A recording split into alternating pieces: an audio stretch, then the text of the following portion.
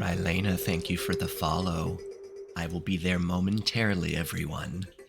Say hello to Rylena, she's a real life friend.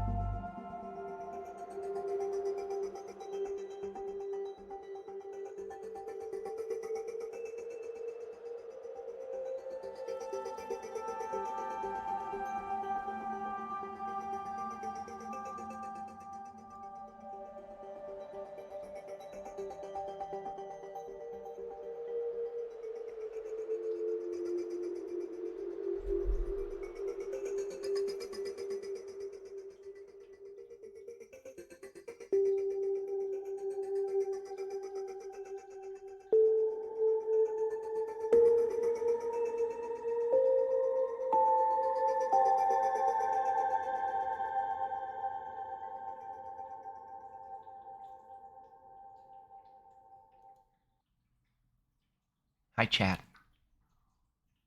Are you ready to find a dream daddy? How you folks doing tonight? Anime, Sugarland, Ellie, Kovu, Rylena, thank you so much for the follow again. It's good to see you. Did I miss anybody else? Rated. Yeah, he was up there. Or they, sorry, I don't know, what pronouns you prefer, Rated. I did not mean to assume, I apologize. Prince Red, thank you for being here. Not me staying awake till 3 a.m. to watch you pick Craig. I mean, Craig and Matt are kind of my two favorites right now, for sure. For sure. You just made my BF spit take? Oh, what did I do? What did I say this time? I'm so invested in Craig's success. I mean, I'm invested in Craig's success. Yes, for sure. So, I decided I was just, instead of continuing to make these small little cups that I have to continue to fill, I'll just make a big one. So, and you might also see something familiar on the glass. Where have you seen that before? Hey, chat. Ready to play? Yeah, Gobu. Huge cup. In case you're not sure where you've seen this before, let me show you real quickly. Oh, over there, just on the fence above Sophie, you may recognize. Okay. That's where that sign came from. It came from this hilarious glass that I bought. I don't know if you can see it at all, but it says, "Caution, men at work." And I just thought it was hilarious. So I bought it years and years ago. Back massages. Yes. Yes. Craig is the gym bro who had the baby in the Bjorn on his chest. That's a Bjorn, right? That's what they call them. I mean, anime. If I can make that into some kind of merch without any kind of copyright risk, I'll do it. Oh, which one is Craig on the cup? I mean, Craig could be either one on the cup. I would let Craig be either one on the cup. Yes, Toptimus just said he would let Craig top him. Yep. Okay, let's, I think I've ironed out some of my OBS issues. Let's see. Oh, I suppose I should launch the game too, huh? Let's launch the game. Versimus era. That just doesn't roll off the tongue quite as well, unfortunately. Okay, play. We should hear the bangin' theme song come in here soon. There it is. There it is. You guys can just like... So relaxing, isn't it? Okay. Game view. Now, work. Work. It worked! It worked, chat. Dad Rector's cut. That doesn't really flow off the tongue very well, but I'd never noticed that before. Sing along. Okay, we need to continue. You know what, before we do, talk to me, chat. Like, how's your guys' day been? Tell me about your days. Kovu, why are you heading to Canada? Are you fleeing from the law? Rylena, how are you doing? Rylena has children of their own at home, young children, so they're either up right now because they can't sleep, or they're up right now enjoying their alone time. Took a nice chill day off work, made some bread, did some laundry, made some bread. What kind of bread? You're back, gotta talk to a hot border agent, hope he doesn't cuff me. I don't think you mean that, Kovu. Enjoying my quiet time. Claps in the chat for Rylena enjoying their parental quiet time. Working on finishing a sweater for Aaron. Oh, okay. Rylena is quite a successful knitter. I love seeing the things that they knit. Barely scraping by today, but really excited now that I have your stream to help. Oh, excellent, Ellie. I'm sorry that your day's been a little iffy, but hopefully we can improve it, and hopefully tomorrow will be better. All right. Let's hop in and check out some of these daddies that we've got going on. Is the game volume okay to you guys compared to my voice?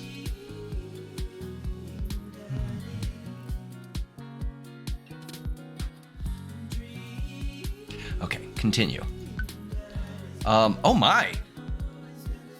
These must be autosaves. I need you to turn it up so I can see Craig better. Would you turn your stream down? I'm trying to sleep. Okay, so I'm going to assume it's this top one. These are all... Oh, yeah, okay, they're all labeled autosave.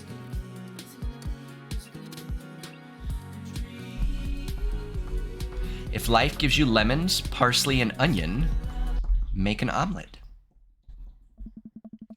Okay. So this was, if I remember correctly, chat, this was Yeah, Rylena, and it's going to be in your head for the rest of the night. I'm not really sorry about that. This was the night after I went out to the bar and met... Why do I want to say Robert? The brooding guy who, like, propositioned me immediately, and you all told me not to take him up on it.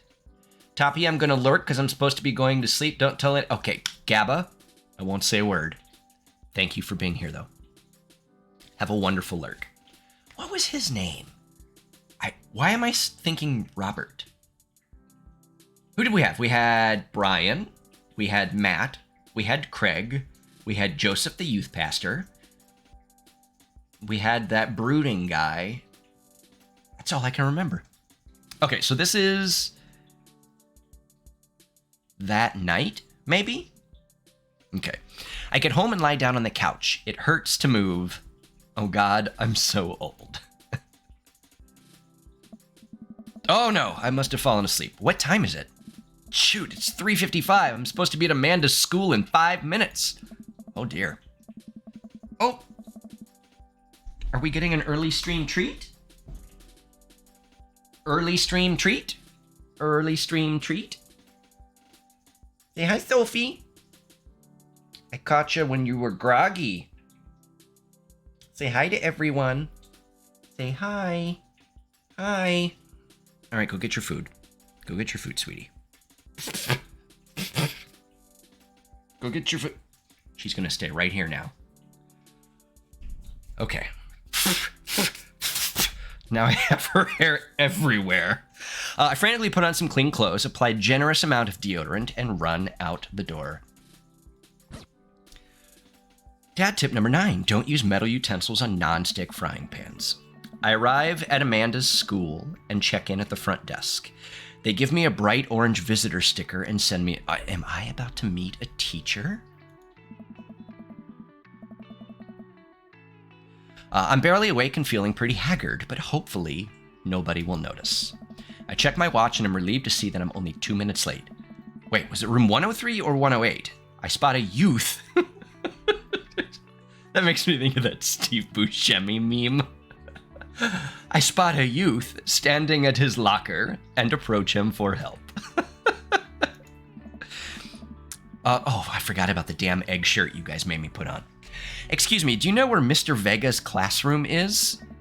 The youth turns around and looks me up and down with heavily lined eyes. That's a sassy youth. Come on, kid, I'm late for a meeting. Mr. Who? Mr. Vega. You call your students the youth? What do you teach, Sugarland? What grade? If you're allowed to talk about it. Mr. Vega. I don't know, have you tried the exit? Oh, what a little shit. Hello, Kovu. Did you get cuffed? Tell us all about it. Okay, wise guy, are you gonna help me or not? Fine, up those stairs and to the left, can't miss him. I head up the stairs and walk around, unable to find Mr. Vega's class anywhere. After a couple of minutes of searching, I head back downstairs. That punk youth sent me on a wild goose chase. You did not get cuffed, Kovu? Well, maybe next time. I get back to where that low-rent Gerard Way is standing, fully ready to give him a piece of my mind, when suddenly a head pops out of the classroom next to his locker. Lucy... Hello, Hugo. Lucian, don't you have a third period to get to? Fine, Mr. Vega. Wow. Now I'm officially 10 minutes late. I glare at him as he walks away. We're not cool. You must be Toptim. This period's almost over. Would you mind waiting in the back? You know, I have to admit something. I don't dig the solo stash look. Some people can pull it off really well, but overall, I either prefer no facial hair or all of it. I feel like Hugo might pull it off pretty well, though. Sounds like a screen name I would have used when I was 16. What, Lucian? Okay. Mr. Vega leads me in, and I take a seat in one of the comically small students' desks in the back. I might get stuck in this. Depends on the... Okay, that's fair, anime. That's fair. All right, where were we? Now, who can tell me about the unreliability of the narrator in J.D. Salinger's Catcher in the Rye? Yes, Colin. Colin stands up, does the thing where he blows into the crook of his elbow to make a fart noise. Youth. The whole class erupts in laughter. Fart jokes. Feckin' Colin. Yup. All right, everybody. Very funny, Colin. Please sit down. Now, Holden Caulfield is an unreliable narrator in the sense that the bell for the end of the period rings.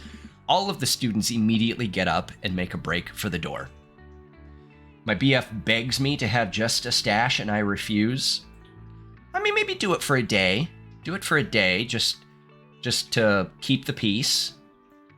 You know, tickle his taint a little, as the kids say. I don't know if that's what the kids say.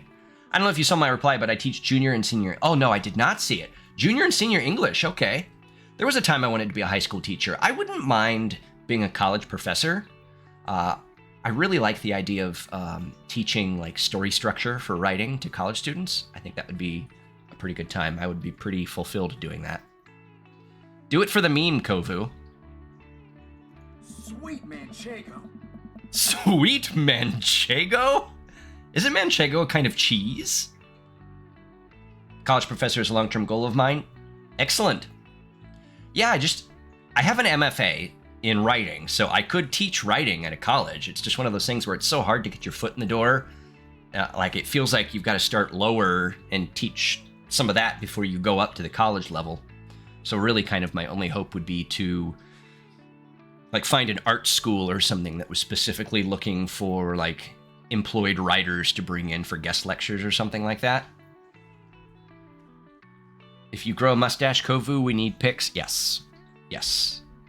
Remember to do the reading and answer the response questions on page 194 in your textbook. Nezuko, the I don't know. Thank you very much for the follow. Welcome in. It's good to have you. Appreciate you being here. Nobody's listening. Damn it, Sophie. She did it again. She just used the litter box. Or not, I guess. Mr. Vega turns to me and sighs. Oh. Middle schoolers, right? Don't you teach high schoolers? Both.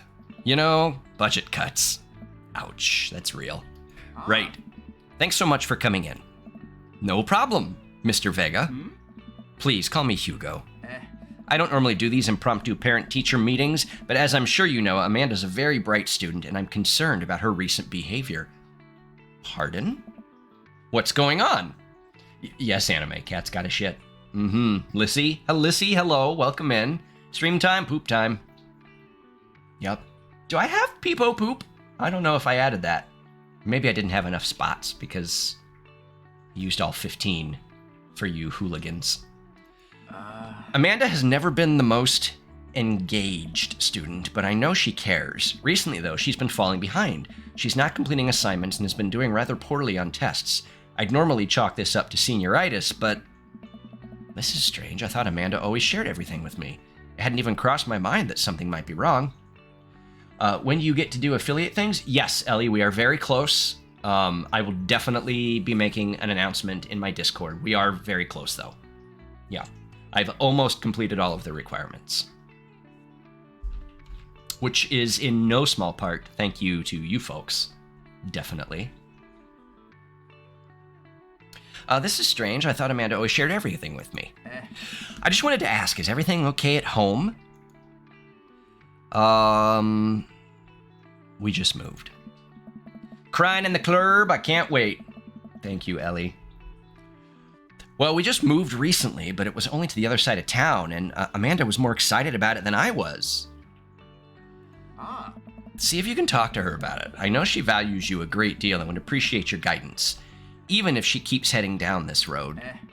I know how important art school is to her, and I would hate to see her miss out on scholarship money that she clearly deserves. Peter, welcome in. Hello. Hello. Welcome in. Nezuko, welcome in again. Thank you very much for the follow. Glad you're here. I'll make sure to talk to Amanda. Thanks for letting me know, Hugo. Anytime. On my way out, I stop, thinking for a moment. I turn to Hugo. Hey, Hugo. Yes? They ever catch that rye? This is why he's single. Yes. Oh, he liked my cheesy joke. Oh, okay. How are the fathers? So far, the fathers are good. We've just met Hugo. We just started, so we haven't done any more than that. I leave the classroom and make my way out of the school. I'm still a little bit in shock that Amanda was able to hide this so well from me. She's always been such a force for positivity in my life, especially after we lost her father. Amanda must be done with classes for the day by now. I'm sure she would appreciate a ride home. Maybe I can talk to her about what's going on. What's this Hawaiian lei that they hang from their rearview mirror? I pull up to the carpool and Amanda hops into the passenger seat. So, did you have fun gossiping about me? Mr. Vega and I actually just gossiped about our celebrity crushes. So you talked about Mario Batali the whole time. It was a very productive meeting. I'm pretty hungry. Can we grab some dinner? Sure thing. Let's go to the mall. Neutral ground when I talk to her. Because if we go home, she can slam the door in my face. Does that sound good to you? Yeah, sure. Why the mall? Geez, can't a dad take his daughter to the mall? Will you buy me things? I will buy you a thing, singular. Dad jokes rock. I mean, it depends, Brad. Some dad jokes are okay. Lissy, has Tom met you-know-who yet? I don't think I have. I heard there's another dad I haven't met yet that you guys are very excited about. Sounds like a deal to me. We drive in silence for a short while. Amanda plays a game on her phone. I should say something. Not yet, Dad.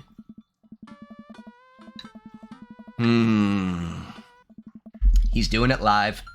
He's doing it live. You know, sometimes when a kid gets older, they find that they have to keep things hidden from their parents. And that's okay, because sometimes that's what kids do. And that's okay. But also sometimes it's good to have the parents' perspective because, you know, maybe the parents have also dealt with similar situations. And maybe they're a little cooler than you give them credit for. Anyway, what I'm trying to say is that it's good to share. Love you. Have you been reading my tweets? You have a Twitter? What? Never mind. Look, sweetie, Mr. Vega said you haven't been participating in class and that you're not turning things in. Oh, I'm fine, Pops. Senioritis and all that. I thought you liked Mr. Vega's class. It's fine. He's fine. It's fine. It's fine. That never means fine. We pull up to a stoplight, and I eye Amanda. She's still texting. I want you to know that you can talk to me about anything. Uh-huh. I can tell that whatever it is, she doesn't want me knowing about it. That's frustrating. I heard Emma R. is going to that fancy art school in California. That's exciting. Yep. Baby Chips! Baby Chips, welcome in. Thank you for the follow. Glad you're here. I appreciate you. Thanks for stopping in. Are you bummed that you guys aren't going to the same school? Yep. Amanda keeps texting. She stifles a laugh. What's so funny? Does she have a boy or a girl that she likes? I think she might. What's so funny? I don't think you'd get it. Okay. Who you texting? Noah. Noah. Okay. Who's Noah? My friend. I don't know why they titled a game Buff Boy. You sweetie. Buff Boy, welcome in. It's good to have you here. Buff Boy is... Sorry, I cannot multitask. I'm doing a shout out.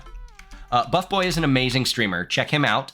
He does a lot of indie horror games that are very, very, very entertaining to watch. Please go check them out. If you guys were here a couple of days ago, we raided him at the end of my stream, and it was so much fun.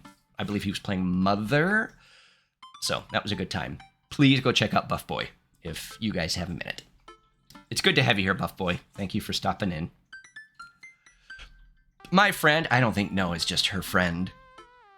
Does he go to your school? Yup. Do you like Noah? What? Joining in from the gym. I think Ellie in chat right now joined from the gym yesterday. She was on the treadmill or something, or on the bike, I think, when she was watching my stream on her iPad. Enjoy your workout. I hope it goes well. What? No. Dad? Ugh. You know, I really need a pronoun check in chat, don't I? Because, like, I don't want to mess up anybody's pronouns, and I'm always just, like, assuming based on names in the chat, and I should not do that. I can't believe you would... Dad, I mean, geez. Why would you... Ugh. Gross. Sorry, just asking. He, him for Buff Boy, she, her for Sugarland. Live in my... Oh, living room stationary bike, okay. She, they, baby chips. He, they is fine, Peter. She, her, okay, excellent. Yeah, I'll get a pronoun checkup probably for the next stream, because it's good to have that. Prince Red, he, him. I am also he, him as well, for those who did not know. She, her for anime. Okay. Excellent. Thank you for chiming in. I appreciate that. Dad, he's just my friend. Guys and girls can be friends. He's my friend. Okay. Jeez. This is going well. Well, good talk. Love you, kiddo. Also, I saw you in another chat this morning. I forgot who, but I was just, who was I in this morning? I was watching Maru a little bit this morning. I think I was also watching Lori Bird a little bit this morning. I feel like there might have been one more person. Maru. Okay, yeah. Also, I think they have pronoun extension. Yes, I have heard about the pronoun extension. Yeah, I'm going to look into that as well. Yeah. Yep. She leans forward, turns up the radio. I guess that conversation is over. To the mall, then. Dad, you should have waited till you got to the mall. We arrive at the mall, a big indoor shopping center with a couple different floors. It's kind of dead, but that doesn't stop a mall security guard from yelling at a group of loitering teens. Let's eat something disgusting for dinner. I like that energy. All right. Good night, Sugarland. Thank you for being here. It's always a joy. I hope you sleep well. Hell yeah. Language, Missy. Heck yeah. Better.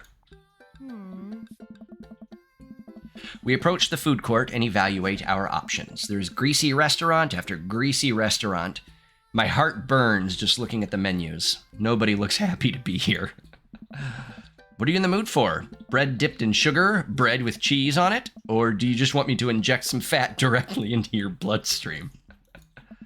Welcome back, Nezuko. I extend my hand to her. Would you do me the honor of sharing some nachos? Oh, yes.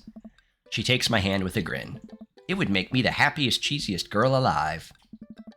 We order a giant pile of chips and unnaturally orange cheese from a very unenthusiastic and possibly stoned teenager. Definitely stoned teenager. We take a seat at a rickety table and dig in. These are bad. These are very bad. But also strangely delicious. Kovu, I have no signal. We started mustache talk and then it went black. I was just able to get Twitch open. I cannot see or hear, but I can chat. I don't know when I'll be set free from this abyss. Oh. Wish Kovu luck. Tell him it was lovely to know him.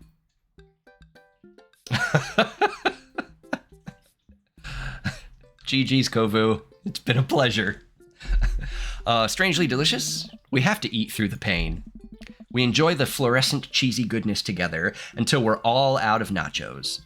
So, something's been bothering me for a while. Can you explain memes to me? Oh, Dad. Dad. Yeah, I sighed right along with her. Which meme? All memes? Amanda sighs deeply and places her head in her hands. Dad, it's complicated. See, memes are inside jokes shared by a bunch of people that get less funny the more people do it. So the problem is that by the time a meme gets to you, Dad, all us youths have already done the joke to death. You guys are pretty familiar with memes, I think. Peepees would not be one of those, no sir.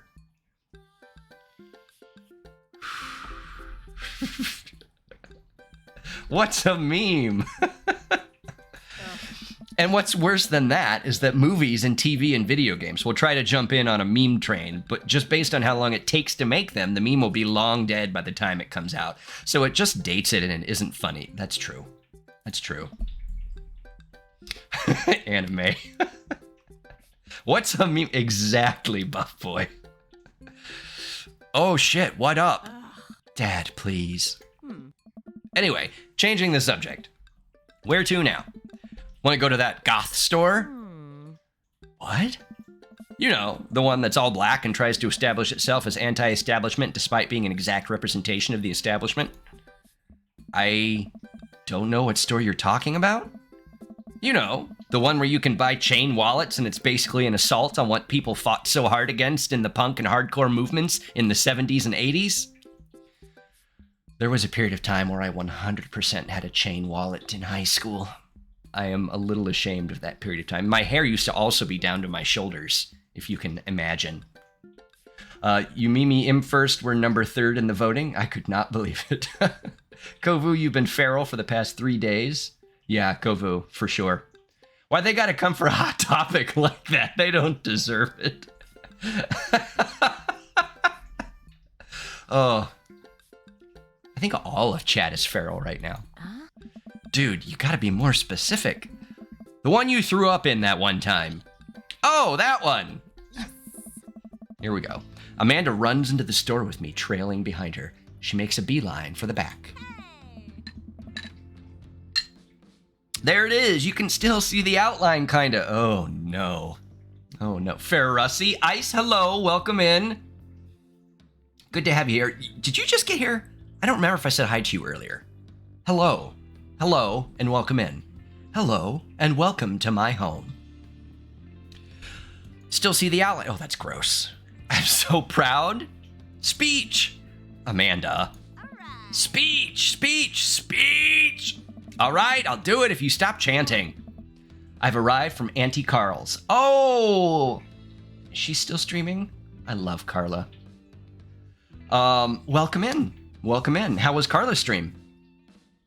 Folks, you should also go check out Carla if you are unfamiliar with Carla.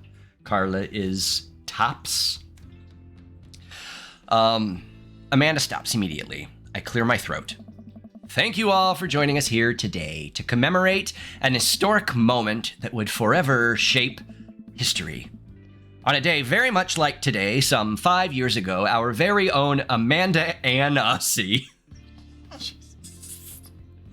had too much blue raspberry slushy on an outing to the mall. Oh, yeah, Carla's great. We love her. Know her. Yes, Lissy. Stuart suggested yesterday that my character's name be Toptim Ussy. So their last name is Ussy. Yes. So she is Amanda Ussy. Had too much blue raspberry slushy on an outing to the mall.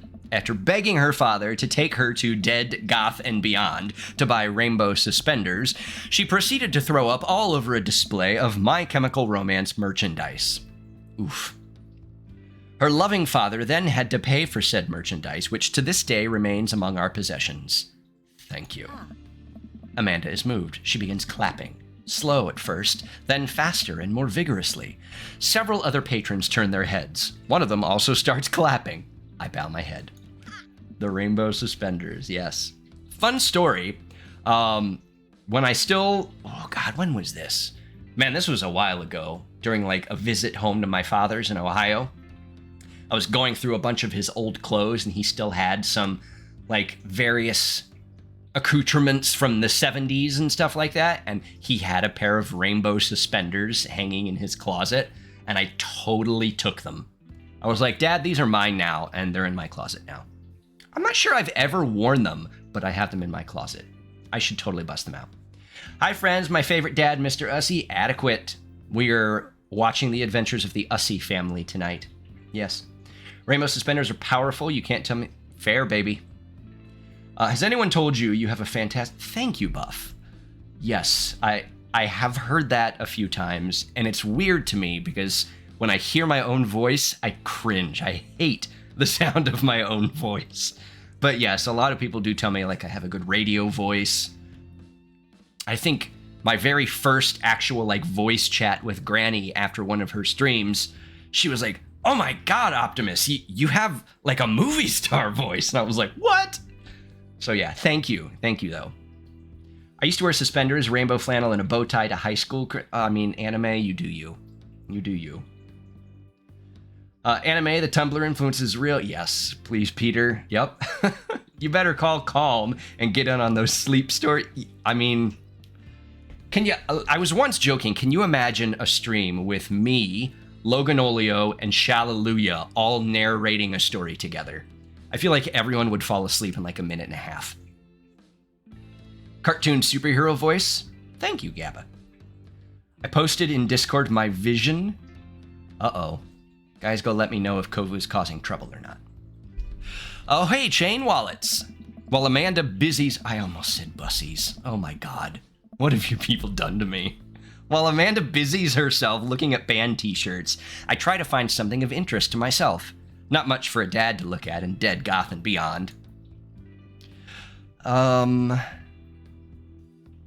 Dad would probably check the clearance bin for hot deals, wouldn't he?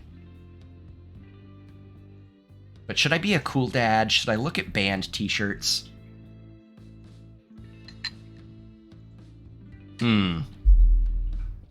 Okay, we'll look at ironic mugs. That's another good option for dads. I'm suddenly stricken by existential fear. If there's only one number one dad, then why are there so many mugs here that say that? Yes, Anime. The void is a cruel mistress. Okay, hold on. I need to see this. Oh. I mean, at least there's a handsome photo on that screen, Kovu. I don't even know if Kovu can hear me. Okay. This whole time, I thought I was the only one. If I'm not number one, where do I place in the global dad ranking charts? Probably not very high. I have work to do. Look, this is very important to me. I overhear...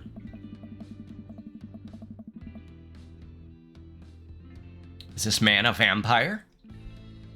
He's very pretty, but his eyes are purple, and he's very pale. Oh, Lissy, this is your dad? Okay, I will leave him untouched for you. So he is off limits and Brian is off limits because of you and Kofu. Vamp dad, yes, definitely. Definitely. A stifled argument over at the cash register. An older gentleman is carrying a garment and showing it to a bored-looking cashier with pink hair. I can see that. Don't know what to tell you, dude. I just work here. Oh my. Listen, when I bought this online, the website said this blouse was Victorian-inspired.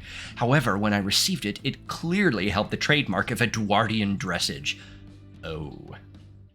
Lissy, you can have this fellow.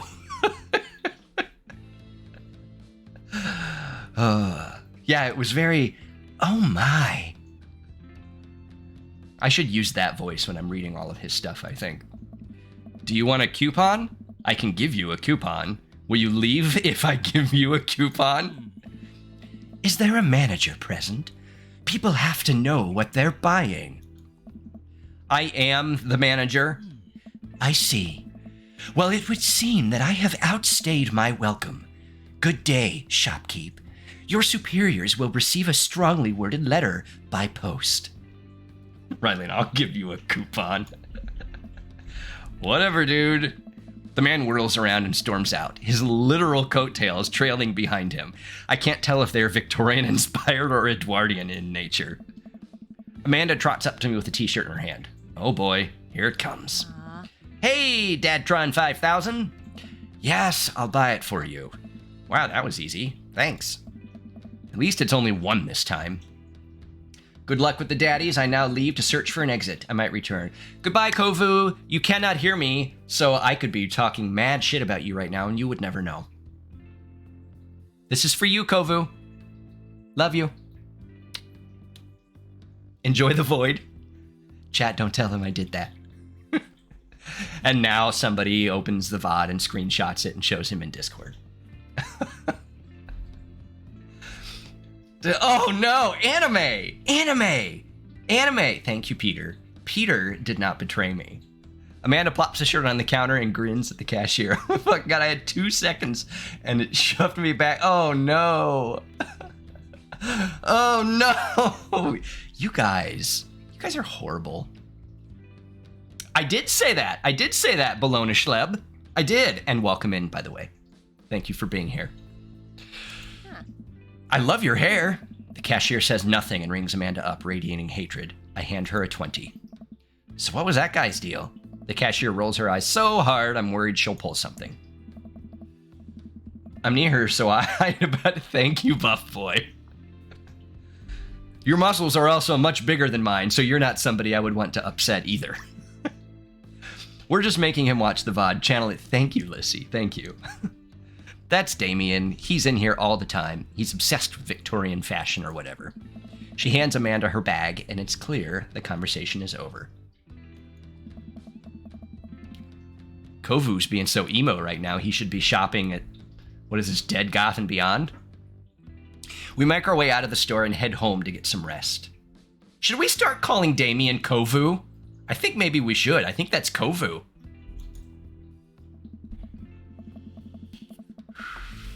Amanda and I sit on the couch trying to find something to watch over bowls of ice cream. Oh, cool. Long Haul Paranormal Ice Road Ghost Truckers is on. Your favorite, right? Oh, hell yes. Oh, why is he allowed to say hell, but his daughter is not? That's a bad influence, sir.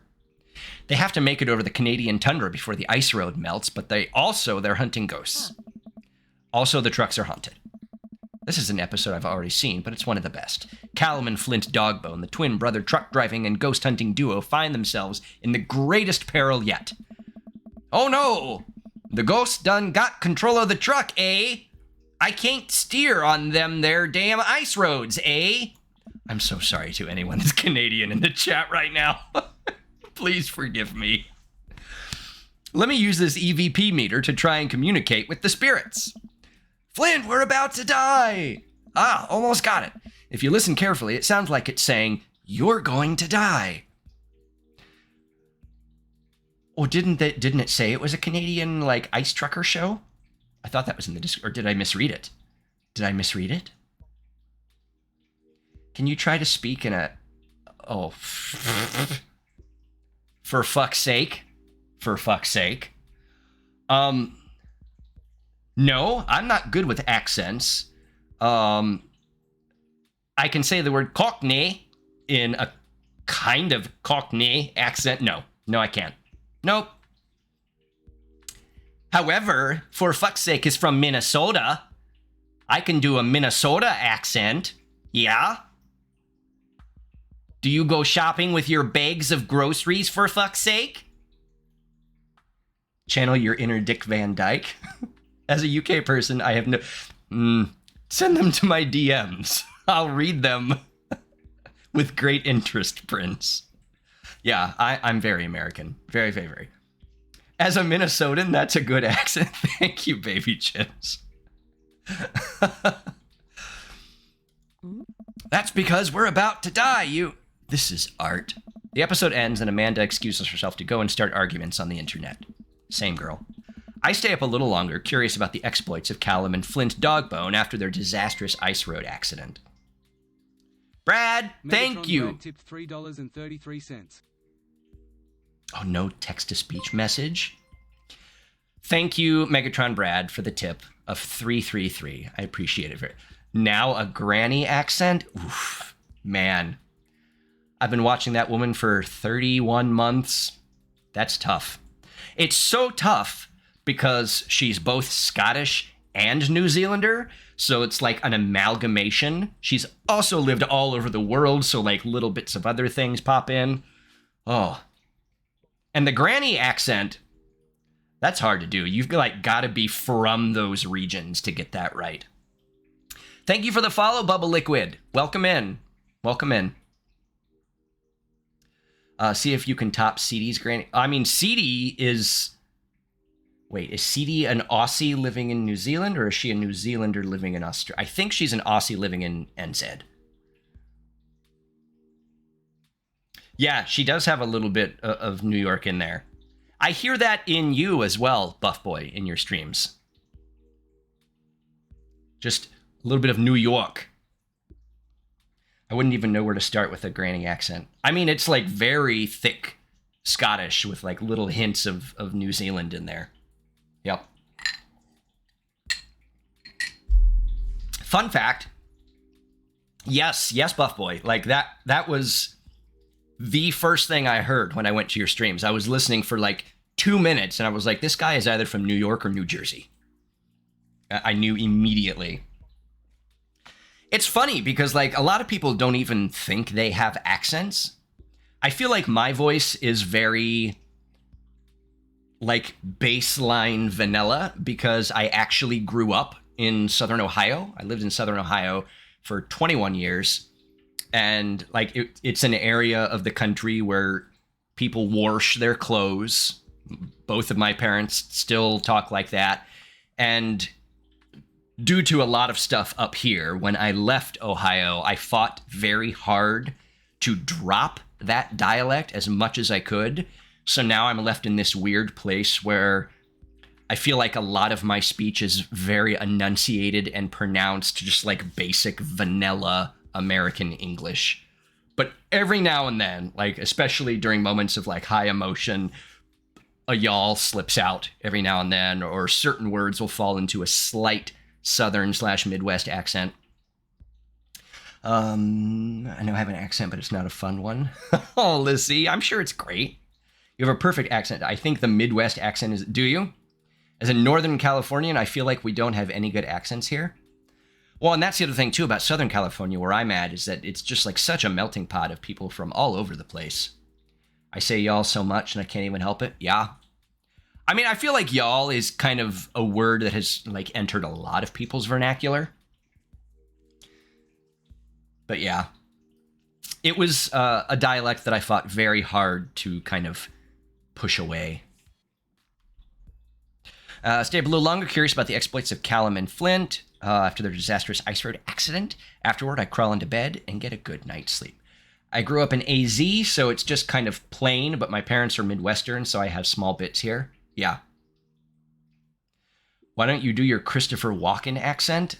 I don't know if his is so much an accent as it is just like a style and a way of breathing through certain words. Or was that more, what the hell's that guy from Star Trek? That might have been more, what's his name? Yeah, Christopher Walken. Yeah. I mean, there's probably a little bit of a dialect there. I love Christopher. Shatner, yes, thank you, Raylena. Shatner. Yes, Brad.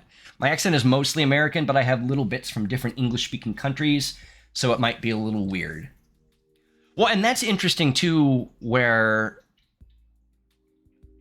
Like, this happens in Granny Stream all the time, where, like, a lot of people in the chat will say, Granny, do an American accent.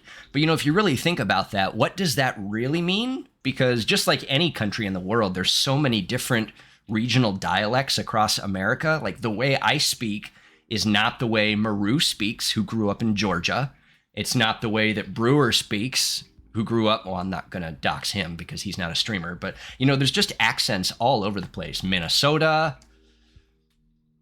American accent is Mickey Mouse. Yeah. Okay, he's sleeping. ZZZ. Morning, sleepyhead. 5 more minutes. You have never, ever let me have 5 more minutes, so get up. Fine. We have cereal for breakfast and spend the morning putting together furniture. Amanda is much better at interpreting the tiny manuals. We're able to put together a few shelves and 1 desk, but I'm pretty sure it was supposed to be a bookcase. Oh, no. What happened? What happened? That's American, yes, right there. Jeez. That puffer fish. I can't do it as well as Granny. Brian's barbecue, and Kovu's gonna miss it. Excited to beef up my grilling skills. If there's food, I'm excited. If there's food, I'm excited. I like that energy. I'm all over those terrible store-bought sugar cookies that everyone brings to parties. Yeah, those are bad. Which means there are more for me. Don't you want to meet some of the people in the neighborhood? Listen, Amanda. Some people are introverts. Sit down. I'll probably end up standing uncomfortably in the corner with a plate of food and hope that nobody talks to me.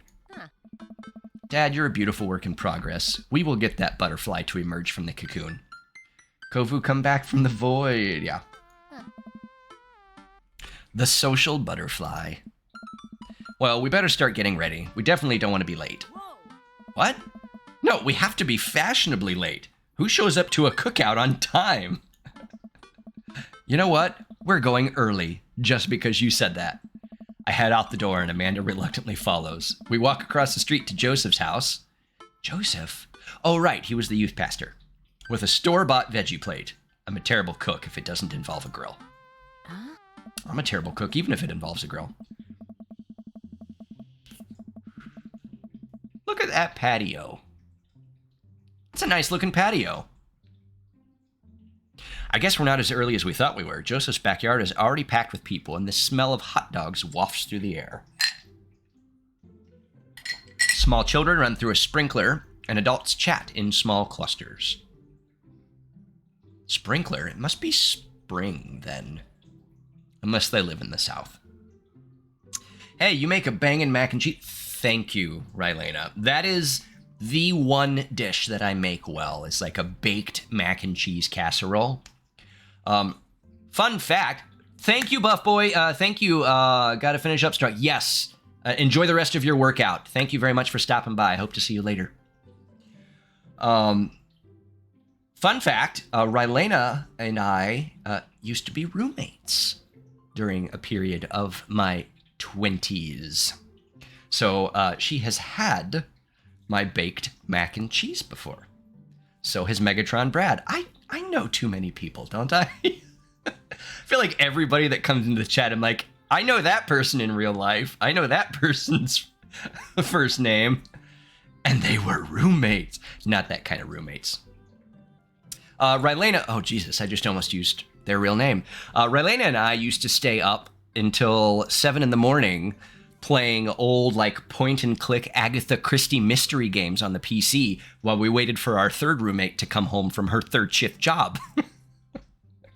Good times. I miss those times when life was simple. Press 1 if you slept on Toptim. For fuck's sake, has slept on my couch before, yes. He and I have gone to BlizzCon together. Rylena, oh man. I guess I'd never realized before, like, how many people I've actually met in real life.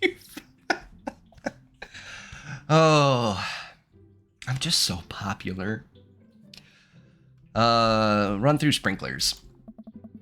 I set our veggie plate down on a table next to 2 other veggie plates. Huh.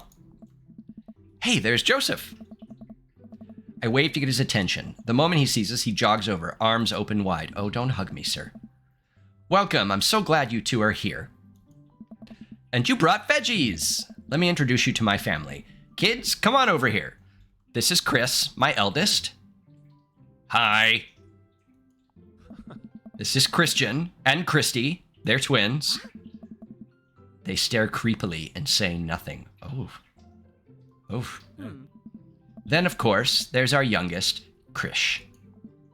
Wait, where is Krish? Maybe Mary put him in his crib? Oh no, it's the woman from the bar!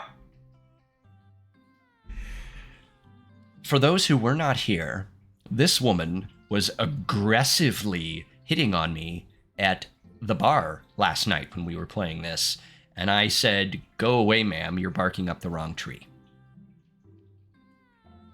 Big plot twist. What is she doing here? I hope she's just the nanny. Whew. Oh, and how could I forget my lovely what? So is Joseph not a romancing option? Helpful stepbrother. Hello, and welcome to my home. Welcome in, helpful. There's a lot going on right here. Because I thought Joseph liked men, and he's a youth pastor, but now I find out he's married to Mary, who was just aggressively hitting on me at the bar the previous night. And then when I turned her down, she moved on to another person. Religious, bisexual, polyamorous king. That might be what's going on here. Yes. Hello again, helpful stepbrother. Sorry, you came in and I was just kind of shell-shocked from what had just transpired in the game. Okay. Let's advance the story and see if we can figure out what's going on here. Joseph pecks her on the cheek. She smiles. Ah, Mary, sweetheart, did you put Krish to bed? I'll have to go look for him. Huh? What? You'll have to... Joseph takes a moment and regains his composure. Mary, this is our new neighbor, Toptim, and his daughter, Amanda, Ussy. Okay, I'm gonna go get dinner. I'll hopefully see you besties later. Anime, thank you so much. Enjoy your dinner. Hopefully we'll see you again. If we don't, have a great night. This is Mr. Ussy. I'd shake your hand, but I have a glass of wine that I need to tend to. Uh-huh. I love her. Oh, nice to meet you, Mary, for the first time. Charmed. Well, I have to go over there now. Mary leaves. Oh God, this is so awkward. I wonder if Joseph knows. I wonder if Mary knows that Joseph knows. I wonder if Joseph knows that Mary knows that I know. How are we not clocking that all of his kids are named Chris? Oh yeah, I noticed immediately, Carlyflower. Carlyflower is another real-life friend that has slept on my couch before. We were just clocking everyone in the chat that has slept on my couch before, Carlyflower. There are a lot of people that have. And the mac and cheese. Okay, they were here for the mac and cheese conversation, yeah. Yeah. I don't think so, Peter. Oh, I didn't read what that said. Whoopsie. My wife has a wonderful sense of humor, but please, you two enjoy the barbecue. All the guys are really excited to meet you. Amanda and I mill around and try some of the food spread out on the table. I pick some of the deviled eggs. Amanda grabs a small paper plate and immediately begins piling it with baked goods. Yes. I don't want to have to make friends. Mood. Come on, Dad. Who are you going to party with when I go off to school? But I don't want to have to do pleasantries. Dad. Ugh, they're going to talk about weather. Go. Do it. Make a friend. But how could I possibly abandon my only child at a social function? That's bad parenting. Thank you, Rylena. Tell Aaron I said hello. Much love to you both. Thanks for stopping in. That's bad parenting. This plate of cookies is my new dad. Bye. Amanda shoves me into the center of the yard. Well, here goes nothing. I look around the party and I'm surprised to see some familiar faces. Oh, hello, Matt. I'd forgotten. Isn't that the barista from the Coffee Spoon? Didn't I meet that guy at the... Yes, who was that? Robert, wasn't it? I feel like it was Robert. Surprise, surprise! Yes, stepbrother, yes. Don't worry, they'll love your egg shirt. They better, you guys dressed me. Brian, that's Kovu's man, though. Didn't that guy throw a frisbee at my head? Mm-hmm. Isn't that the guy who was throwing a fit in Dead Goth and Beyond? That's Lissy's man. Isn't that Amanda's teacher? Hello, Hugo. I also don't love the color yellow. He has a very pleasing face, but I don't dig the mustard shade of his outfit. Oh, there's Craig. Hi, Craig. Craig in his sweatpants that are drawn very much to look like he has a boner in them. Let's be real. Don't tell me you don't see that. But wait a second. All of these people live in our cul-de-sac. That can't be right. I'd better investigate. Robert was his name, yes. Matt, Hugo, and Craig. Joseph was the pastor. I could eat a burger and be alone forever. What do we think of that, chat? But he's cosplaying as Colonel Mustard. Yeah. Okay, we'll go talk to Matt, Hugo, and Craig because they're actually my 3 favorites. So it's just kismet that they are all 3 together. Although I do want a burger. I do want a boiger. If any of you are grand subscribers, let's get a kiwi burger in chat. Oh! Look at this smorgasbord. Whew! Craig, Matt, and Hugo. I love them all. I mean, can't I just have them all? Why not?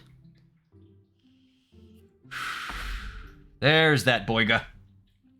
Matt and Hugo seem to be embroiled in an intense discussion. Matt and Hugo. Craig looks on, smiling politely. I walk over to say hello. That baby is very surprised, yes. But look at his cute little feet. I don't think we know what gender the baby is yet. I don't think we've ever found out.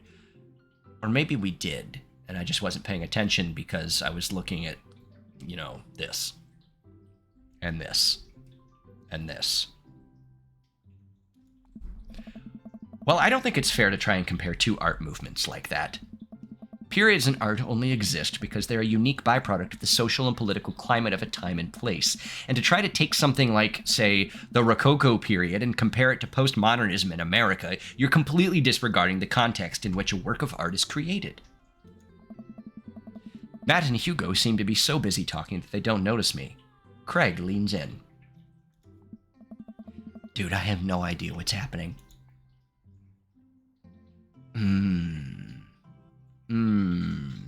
If it was the pastor's kid, it would be named Charcuterie Board. Yes. Yes. The vibe that I was getting from Joseph's kid is that they're all some variation of the word Christian, since he is a youth pastor. Prince, I do know in my heart what I want to do, but I also want to give all 3 eligible bachelors a fair chance to get with Toptim Ussy. But I think I need to talk with Craig. I think Craig is the move here. Okay. I turn my attention to Craig, who seems a little more attentive to my existence. That's also fair. Craig is paying attention, and that's... Words of affirmation and physical touch are my 2 biggest love languages.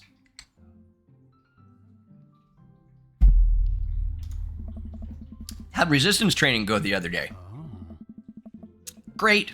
Little River. Oh, that's right. We know the baby's name is River. Oh, Tiny Bro. Okay, so it's a boy. Or male presenting. Little River here is a great cheerleader, aren't you, Tiny Bro? Craig grabs River's arms and waves them around. Oh, he's so cute.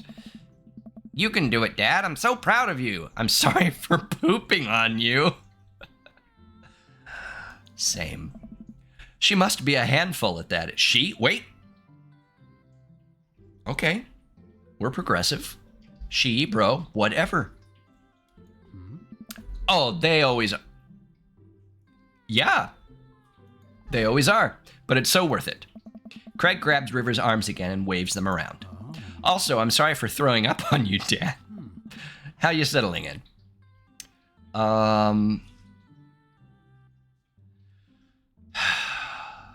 Helpful stepbrother. I'm not tiny. Always listen to your Ussy. Oh, dear Brad. I'm upset that you said that. Almost done. I think he meant they as in children. Oh. I thought in a span of 10 seconds, we called the baby bro, she, and they. I was like, okay. Okay. Almost done. There's still a few odds and ends to take care of before I can really call myself settled, but I think we can upgrade the situation to livable. Give us all the pronouns. Hoina! Hoina. has arrived. And thank goodness it was now and not earlier when I was doing a very terrible Canadian accent. Oh. We did livable throughout the entirety of college. Yes, big oh no, Hoina. Big oh no. We did livable throughout the entirety of college. Yeah, my goal was for Amanda to live the sort of life that didn't involve eating spoonfuls of ranch dressing as a palate cleanser between different types of pizza. She still does, though. Hey, she takes after her dad. Toptim, how are you liking the neighborhood? It's pretty nice. Everybody's been super friendly, and everybody wants to bone me. Seems like your daughter is fitting in just fine. Matt points across the yard to where Amanda, Daisy, and another young girl are playing. Did we meet Daisy? Was Daisy Brian's 10-year-old daughter? Maybe? They're all sitting cross-legged in the grass, picking weeds and weaving them into little flower crowns. It's pretty adorable. The girl I don't recognize jogs over to us. What is it, sweetheart? It's a flower crown. I thought you'd look cute in it. Well, there's only one way to find out. Matt takes the flower crown and places it on top of his head. Am I cool now? Okay, that's cute. Matt just got some points too. The girl stares at him, thinking it over. Nope. But you're slightly less uncool than you were before you put it on. Ha! Hey, Toptim, this is my daughter. Hello. I'm Carmencita. Amanda comes over with Daisy and yeah, okay, Daisy was Brian's daughter. Dad, look, I'm making friends. Are you making friends? You better be making friends. My daughter. Yeah, actually, Amanda, you remember the cool barista from the coffee shop and my old college friend and, your teacher. Hey. Oh, hi, Mr. Vega. I didn't realize we were neighbors. Yes. Yes. That was... You still gonna get me that overdue term paper? Oof. Great seeing you. Amanda finger guns her way out of the conversation like a champ. She learned the finger guns move from me. I'm very proud. Oh. Hey. She's definitely a charmer. Speaking of which, where did my son go? Sweet Manchego. Why is he saying sweet manchego? Manchego is cheese, is it not? Am I wrong about that? Cauliflower would know, definitely. Manchego is a type of cheese, is it not? Why does he keep saying sweet cheese? Please correct me if I'm wrong in the chat.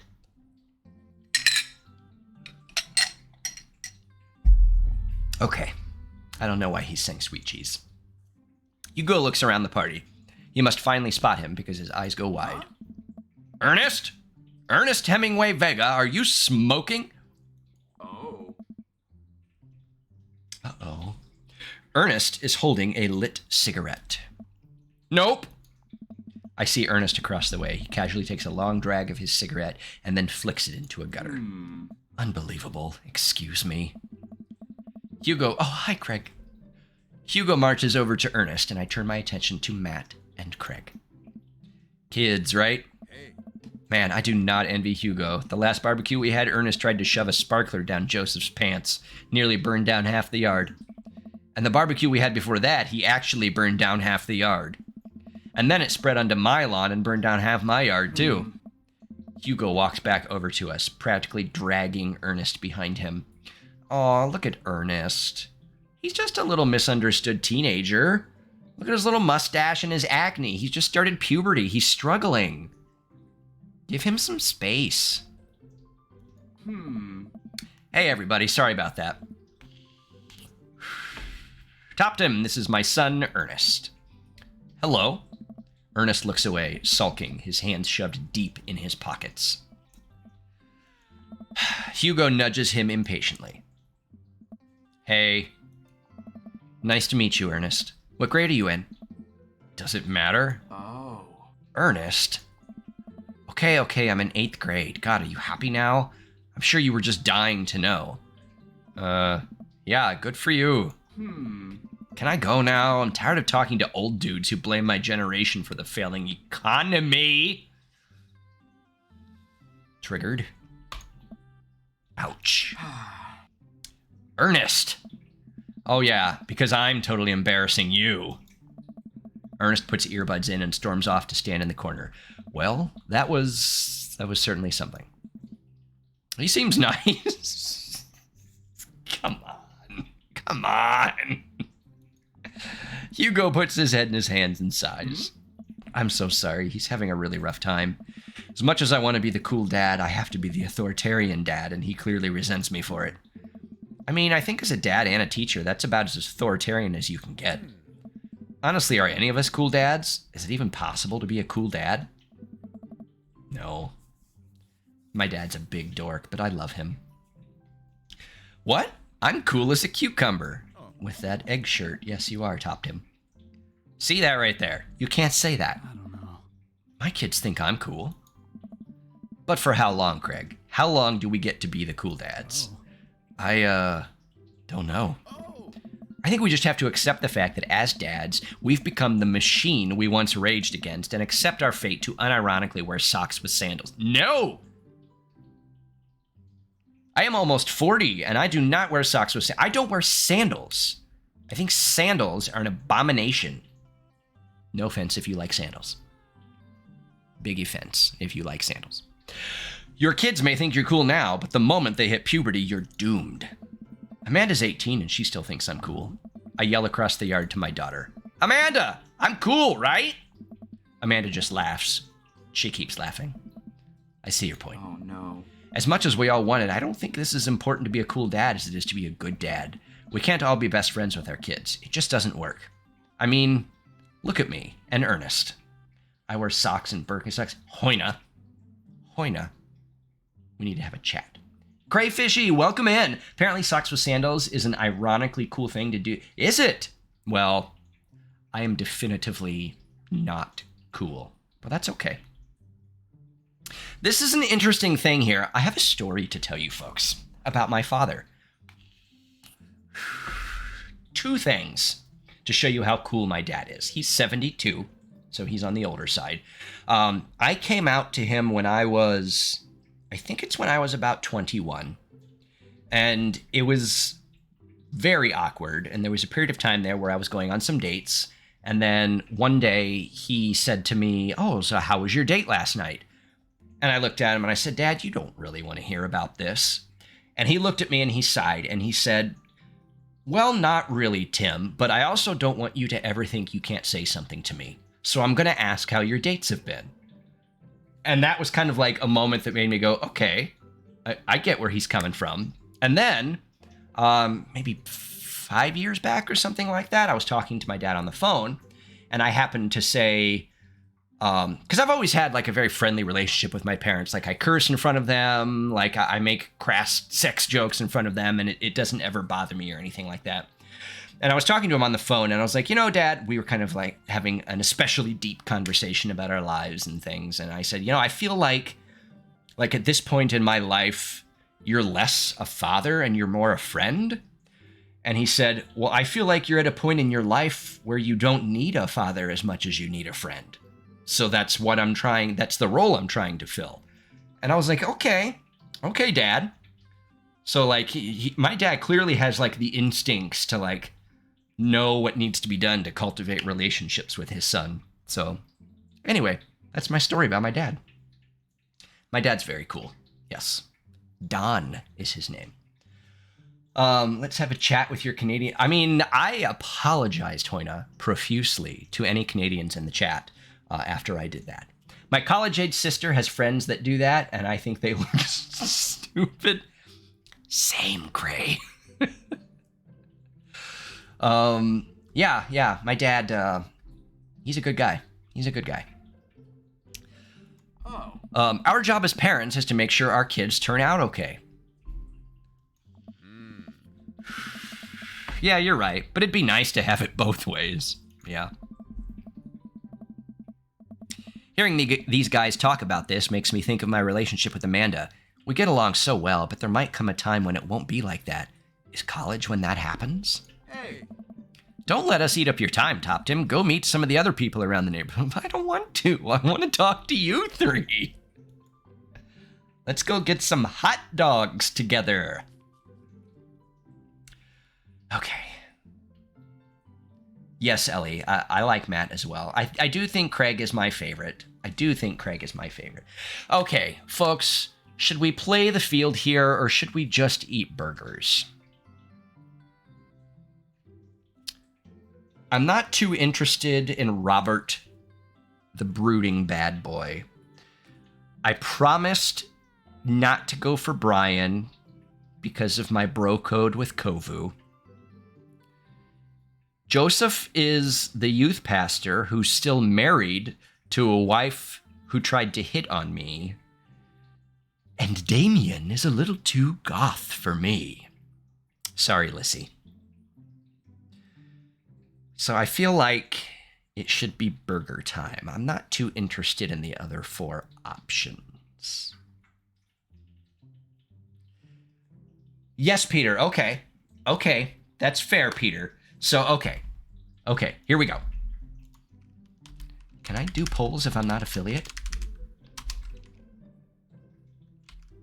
Nope, can't. Well, I was going to do a poll of who you guys wanted me to talk to. Type 1 in the chat if you want me to talk to Robert, the Brooder, and Brian, the Bara. Or 2 if you want me to talk to Joseph, the youth pastor, or Damien, the goth. Or 3 if you want me to do burger time. We'll leave this up for a minute and see what y'all want me to do.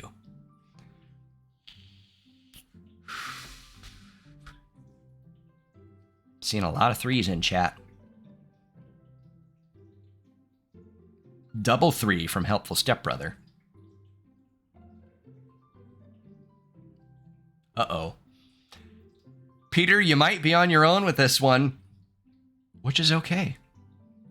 As Granny always says, if people are remarking on you, it's because you are remarkable. Okay. Burger time.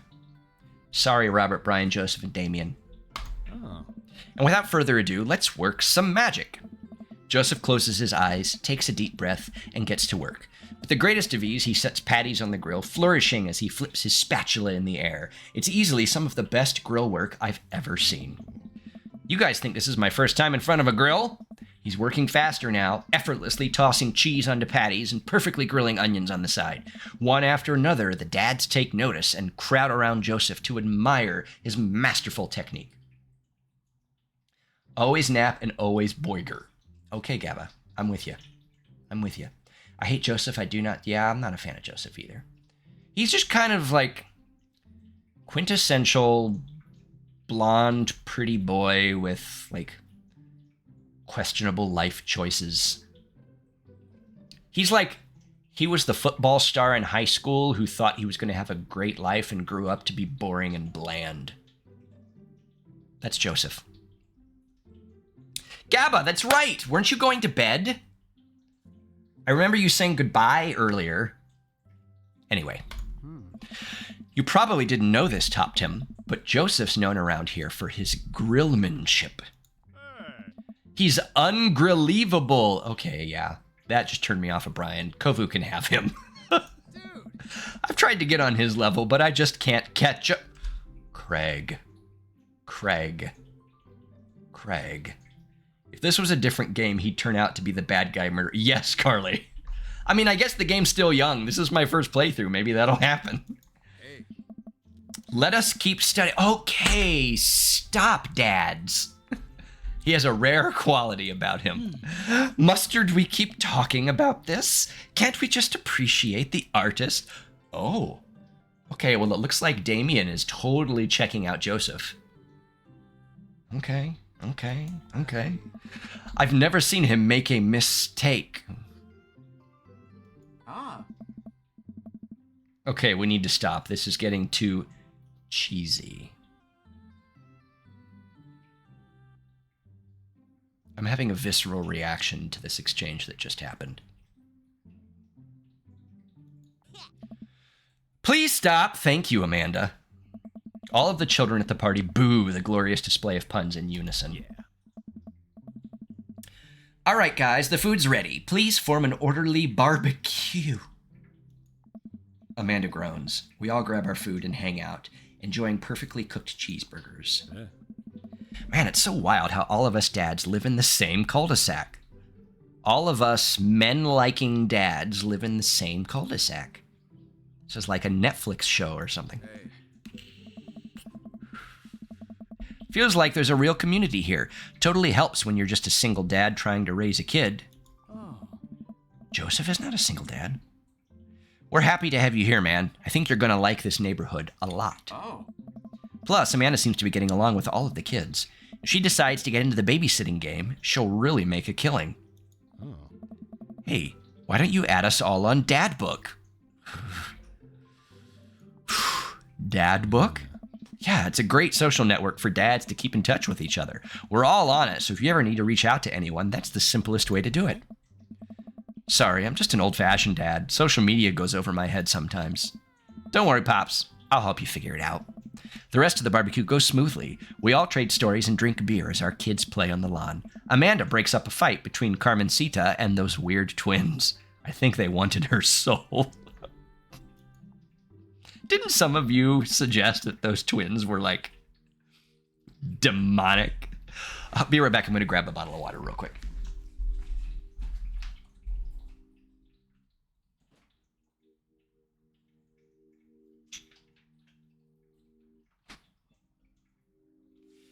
One more minute.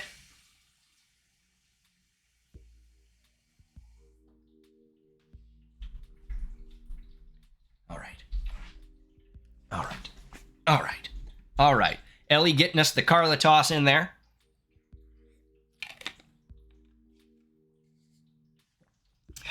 Amanda and I walk back to our place as the sun sets over the neighborhood.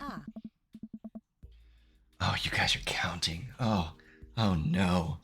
Oh no. Pretty fun party, don't you think? I mean, I got a burger in me. I felt like I was at a networking event. Wish I could have been playing Paranormal Ice Road Truckers. Hoina, that was the Canadian show that they were watching on TV where I did my accent. Gran has ruined all of you. If that's not an insult, Hoina, I personally apologized to Canadians in the chat. Burger in me. Sweetie, if I can impart any sort of wisdom upon you right now, and not that this was a bad situation, but if you're ever in an uncomfortable situation, always look for the silver lining. The silver linings get you through to the other side. We ate rockin' burgers today, and it was good. Amen. Well, hey, at least you met some other cool dads. You should hit them up on Dad Book. Maybe I will, if I ever figure out how social media works. I have a good feeling about this place. Me too, Dad.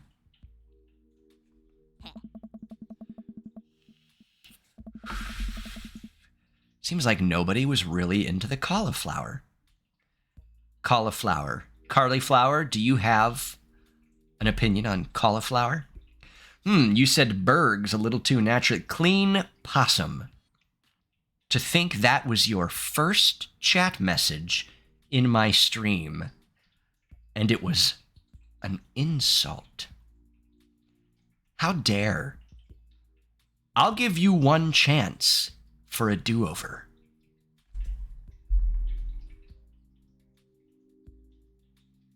Me, I would never. Okay. Any big plans for this evening? Actually, yeah, I'm going out with some friends. Oh. Is that okay? Is she going out with Noah? Of course. Just keep me posted and be home before midnight. You got it. And be careful. Yeah. I will. Make good choices. Of course. And call me if you need anything. Dad, you're not going to do the thing where you wait silently for me to come home in the living room with all the lights off, are you? What? No, I've never done that, and I will never do that. Okay, do you have plans tonight? My plans were kind of to eat ice cream and watch TV with Amanda, but I'll find something to do. Dude, you can still eat ice cream and watch TV. I'm gonna Oh, interesting. I want to say work on some stuff because it seems the most natural, but throwing a party could also create fun scenarios.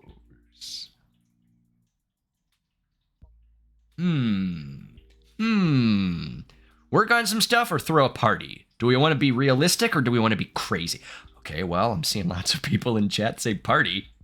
Panty party? I don't know that you meant that. Sorry there, stepbrother. I don't know that you meant that. The R and the N are pretty far apart on the keyboard. Okay, we'll throw a party and we'll see if we can get to know Craig a little better. A real rager. All the other dads in the neighborhood are invited. I'll see if I can get you a spot on the list, but honestly, it's looking tight and you may just have to wait in line. I know the guy at the door. I'll get in, no problem. Feel like the kid's gonna know you aren't throwing a party with no. I mean, yeah. I'm just relaxing tonight. Have fun, okay? Oh, he's not really gonna throw a party? I'm a little disappointed. Great, see you later. I watch Amanda drive off into the night. I really do hope she has fun. I plop down in front of the TV and turn on some Wine and Dine Mastermind with celebrity chef Gavin Chapman. Looks like Gavin's making a roasted rack of lamb with rosemary mashed potatoes. Everyone drop your keys in the bowl on the way in. Because drunk driving should not happen. Drunk driving is unsafe. I've had very, very close college friends who are now no longer alive because they've been hit by drunk drivers. So don't ever drive intoxicated. It is not worth it. Call an Uber, call a friend, call your parents. Whatever you need to do, do not drive intoxicated. No matter the substance, don't do it. Not worth it. I'd love to be able to cook like that, although I think if I was actually good at cooking, I'd use my powers for evil, like just making baked Alaskas all day instead of any food of real nutritional substance. Man, Gavin Chapman just caught that thing on fire, but he meant to do it. What a professional. Very good friend of mine. Actually, some of you... Were you guys here for the Phasmophobia stream? One of the people I was playing with, Terry, they used to always tell me that I should have a cooking show, not because of my skill, but because of the hilarity that would ensue. In hindsight, it was pretty funny, but I was pretty insulted at the time. I lose track of time as I blaze through several episodes of Wine and Dine Mastermind and also one episode of some cooking show called Meat Hell. I'm not even sure what that one was about. It was just a lot of yelling. I glance at my watch. Man, it's almost midnight. Brewer! Brewer's here, guys. Brewer's here. Say hi to Brewer. Hi, Brewer. Hi, Brewer. Hi, bestie. Bruno, we should say, because he didn't play Uno with us. It's almost midnight. I should check in with Amanda. I send a text. Brewer, we are currently on a quest to find me my dream daddy, and I think we've narrowed it down to one or two good options. Hey, kiddo, you good? I wander into the kitchen as I wait for a reply. Amanda's phone is almost always in her hand, so I'm sure she'll respond soon. Unless she's driving home now, in which case I hope she doesn't respond soon, because I definitely taught her better than to text and drive. We don't talk about Bruno. Nor. Maybe next time, Bruno will not be such a stick in the mud, and he'll join us for Mod Uno. We'll see. I reach into the freezer and grab an ice cream sandwich. Oh, I want an ice cream sandwich. It's a little late for this, but I think I earned it after a long day of socializing. 100% that's how I feel. I'm an extreme introvert, so when I go out to parties and stuff, when I come home, I have to recharge. I just have to sit in silence for a little bit. 100%. I check my watch again, and then my phone. Nothing yet. Okay, see, now I'm worried. Do I call her? Do I call the cops? Easy, killer. No, it's too soon for that. I'll just send her a gentle reminder text. What's up? Half an hour passes. Now I'm really worried. The episodes of Gavin Chapman's Meat Hell are not only not assuaging my anxiety, but possibly exacerbating it with all the yelling, so I keep pacing around the house, waiting for her to come back. Why didn't I find out where she was going? Who was she even with? Why don't I know any of her friends' phone numbers? Why don't I even know any of her friends' full names? Who is Emma P? I don't even remember who Emma P and Emma R was. I think Emma R was the old childhood friend. Yeah, I don't know. I've always had roof grass by the time games come up. I'm just a lazy bum. Hey, what's wrong with a little roof grass Uno? It's such a low commitment game, Brewer. That's a poor excuse, and I think chat will agree with me. I decide to send her another text. Amanda, please text me and let me know you're okay. I can't help but think of all the awful things that could have happened to her. Oh, thank God it's her. Amanda opens the door and shuffles in. Are you high, Amanda? I don't see any red in her eyes. Brewer, is she high? You could tell.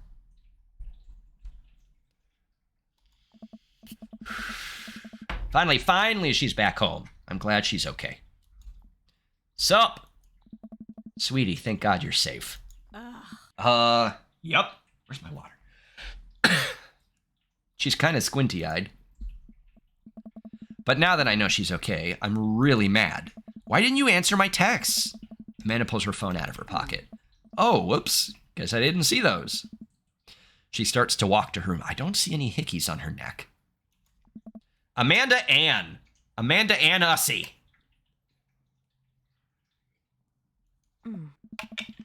Whoa, we're pulling out the middle name now? Amanda, you came home an hour and a half after your curfew, and you didn't respond to any of my texts. You really freaked me out. I was about to call the cops. Dad, you're seriously overreacting. You're not going to be like this when I go off to school, are you?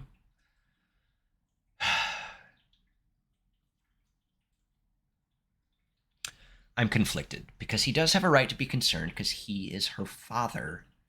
But she is also 18. But she's living under his roof, so his rules should matter. I'm going to say I have a right to be concerned. You're my only daughter. Well, I can't give you a play-by-play of everything I do all the time. I'm 18. You shouldn't even be giving me a curfew in the first place. I sit down on the couch and put my head in my hands. I feel very tired all of a sudden. You really scared me. Just please don't do that again. All right. I'm going to go to bed now. She was with Noah. I know it. Amanda closes the door to her room, and I head to mine. Jeez. As I'm falling asleep, one thing she said keeps echoing in my mind. You're not going to be like this when I go off to school, are you? I mean, yeah, Gabba. Definitely. I mean, 18, while legally an adult, our minds are still forming at that age, and we don't know who we are. Like, the shit that I did between, 18 and 22, I mean, yeah, parents have a right to be concerned, for sure. I definitely didn't sleep well last night. Anything under 25 is a babby? I think I might agree with that. In a non-derogatory way, of course. I feel like, mid-20s is really the point where we really start to solidify who we are as people, personally. And that's fine. It's not an insult by any stretch of the imagination. My touch point is more that there is an agreement, and when not complied with, wasn't communicated. Less about the parent part, more... Yeah, definitely Clean Possum. Yeah, they agreed on a method of communication and a time that she would be home. If she didn't want to adhere to that time, it should have been brought up before she left so they could discuss it. Totally agree. In my head, I still feel the same as I did at about 23. My body, not so much, yeah. I definitely changed throughout my 30s. I feel like I have a much stronger grasp now of who I am and what I want and what I need. But largely, I think I'm mostly the same person I was in my late 20s right now. Except for my body. I mean, Gabba, I am 39 and do not have a solid income. Both of my parents are poor as shit, so they can't help me. So, I mean, everyone is on their own journey. You know, don't even, like, let somebody else's success and somebody else's journey dictate how you feel about your own, because it doesn't matter.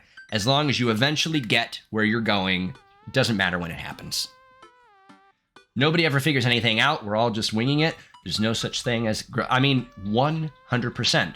One of the biggest eye-opening experiences was when all of my older family members started to join Facebook.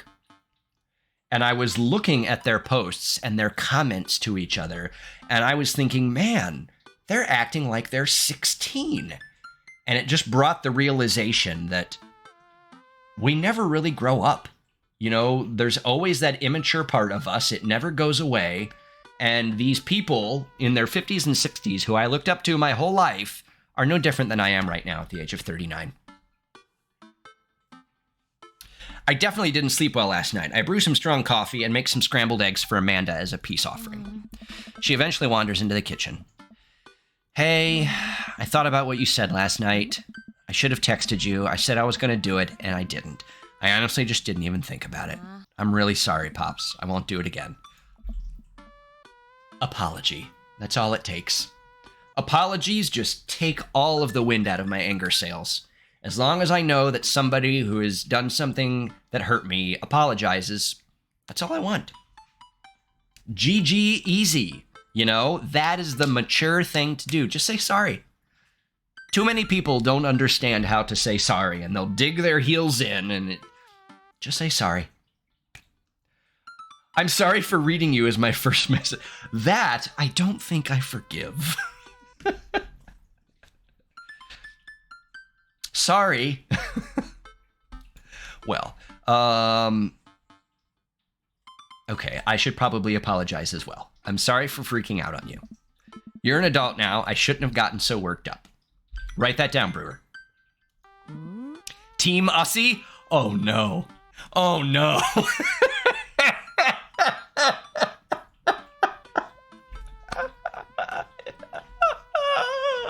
Oh, shit.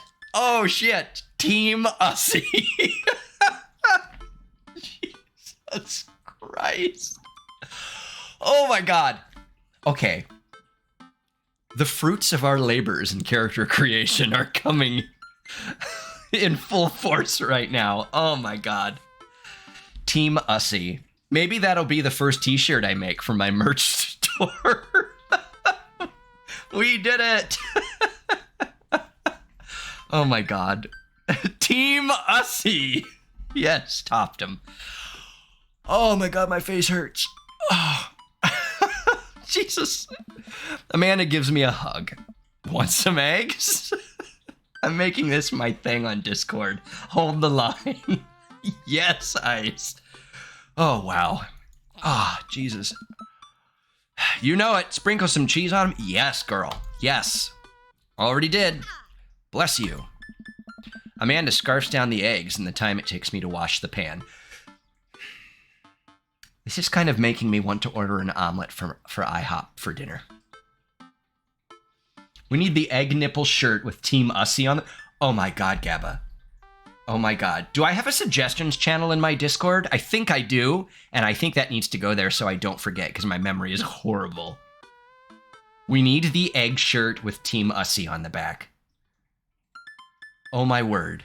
Yes. Yes. Yes. Brewer, you're not a vegetarian, right? My favorite is the Bacon Temptation Omelet from IHOP. I get that thing DoorDashed way too often. Oh, it's so good. Oh, okay. Okay. Amanda scarfs down the eggs. Yeah. All right, I'm off to school. Smell you later. Wait, one more thing before you go. What? What's Dad's book? It's a social media platform. Wait, what? What's a social media platform? Okay, excellent. So, Brewer, if you have an IHOP in your area, DoorDash a Bacon Temptation omelet right this moment. It's so good. Dad, I have to go to school. Come on, Amanda, I'm an old man. I can't put together a dad book profile on my own. All right, I'll help you sound interesting on the internet. Amanda spends the next couple minutes setting up my profile on Dadbook, which, as it turns out, is a place where dads can get together and talk about fatherhood. Why does his daughter know what Dadbook is? I mean, I don't know. I'm still learning what Snapchat is and WhatsApp. We have discussed how Amanda looks about the same age as Mr. Ussy. She's 18. I don't know how old Mr. Ussy is supposed to be. I kind of get the impression like late 30s, early 40s. I have eggs and bacon and cheese and all kinds of stuff. I like, okay, you can make it yourself, brewer. Send me one, please. The enthusiasm in your eyes saying the food. Snapchat. Yep. On a Friday night, you are most likely to... Oh, we're filling out the dad book profile. Okay. Chat, are we ready? All right, let me take a sip of water. We're going to fill out the dad book profile. But remember, we have to lie and make me seem interesting to Craig or Matt. Lissy, I have TikTok, but I just follow Granny, Sealburn, and the Jonas Brothers, I think. Not because I like the Jonas Brothers, but because there was one particular video they did that I thought was really great, so I just added them, I think. Or maybe it's Will Smith. I don't remember. Carly Flower is always sending me TikToks to watch, though. Carly Flower does the TikTok thing. Dadbook makes one thirsty. Okay, here we go. Friday night, you are most likely to... Not coin collection. Netflix and grill, baby. Hello. Fall asleep watching the History Channel. Torment my children with dad puns. Sink into blissful oblivion.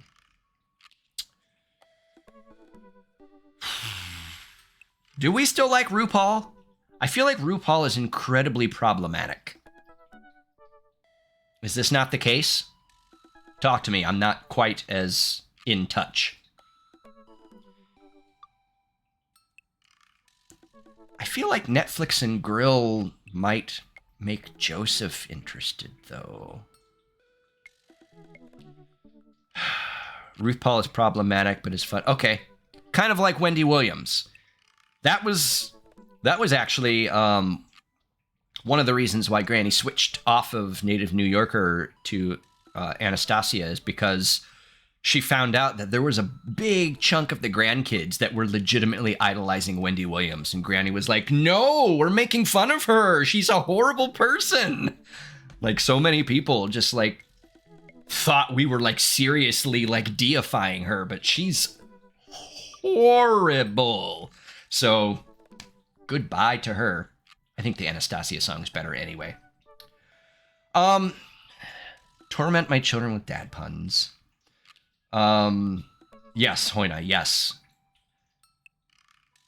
I don't know which one would be Craig. It would... None of these are about working out.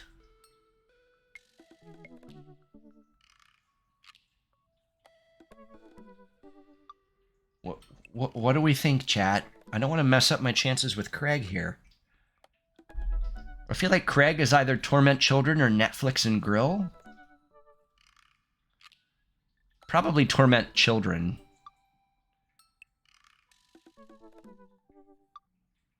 Okay, fair, Lissy. Fair. Okay. Fair, Lissy. Okay. For me, I would probably say Netflix or sleep. So maybe I should do Netflix. If you had one thing to take with you onto a desert island, what would it be? A lost shaker of salt, Castaway on DVD for instructional purposes, a boat?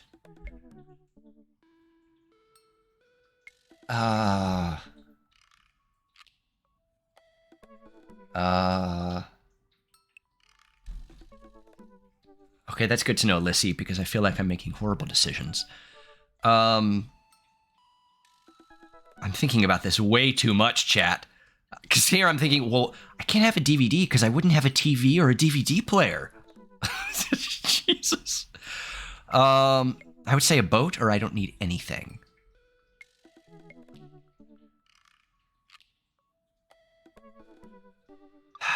Yeah.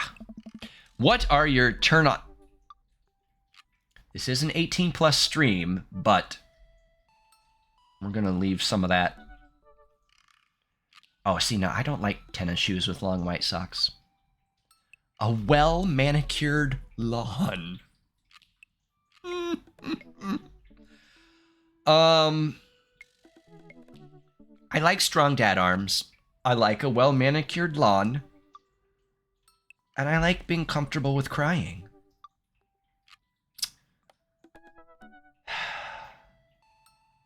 I'm going to say a well-manicured lawn. What did you want to be when you grew up? Technical writer for manuals and salty boat captain, pro skater who's also an astronaut, a good father. The president of space. I'm going to say a good father.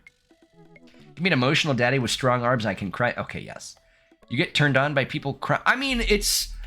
To be emotionally vulnerable is a big turn on, yes.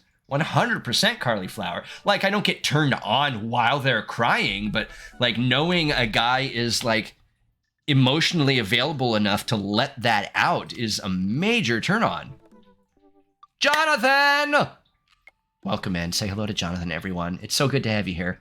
We're filling out my dad book profile right now, trying to lure dream daddies to my yard because I'm running out of milkshake. What's your favorite movie genre? We're documented Sean Connery's entire filmography. Folks, what time does Sean Connery arrive at Wimbledon? Tennis. Yep. Mm-hmm.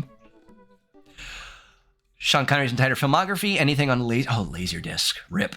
Romantic comedies, whatever will make me cry. Old comedies that haven't aged well. I think I'm going to have to say Sean Connery's entire filmography. Helpful stepbrother, no! No, stay! Peter, stay! What's your ideal date? Napping together.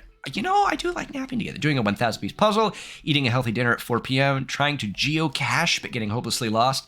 Arson, being emotionally vulnerable. I mean, not for a date, but I do like being emotionally vulnerable. Man. Arson. Okay, we'll say arson. What do you never leave home without? A sensible cardigan, my sick vape, my book of word jumbles, a cool knife, my crippling low self-esteem. I just got attacked by Dream Daddy. I frequently forget my phone, keys, and wallet at home sometimes.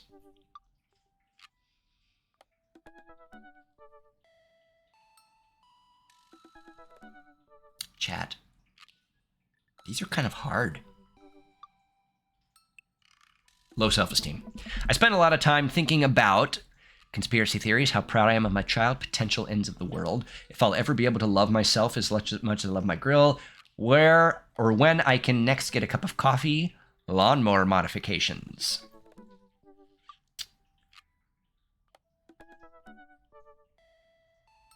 What are these options?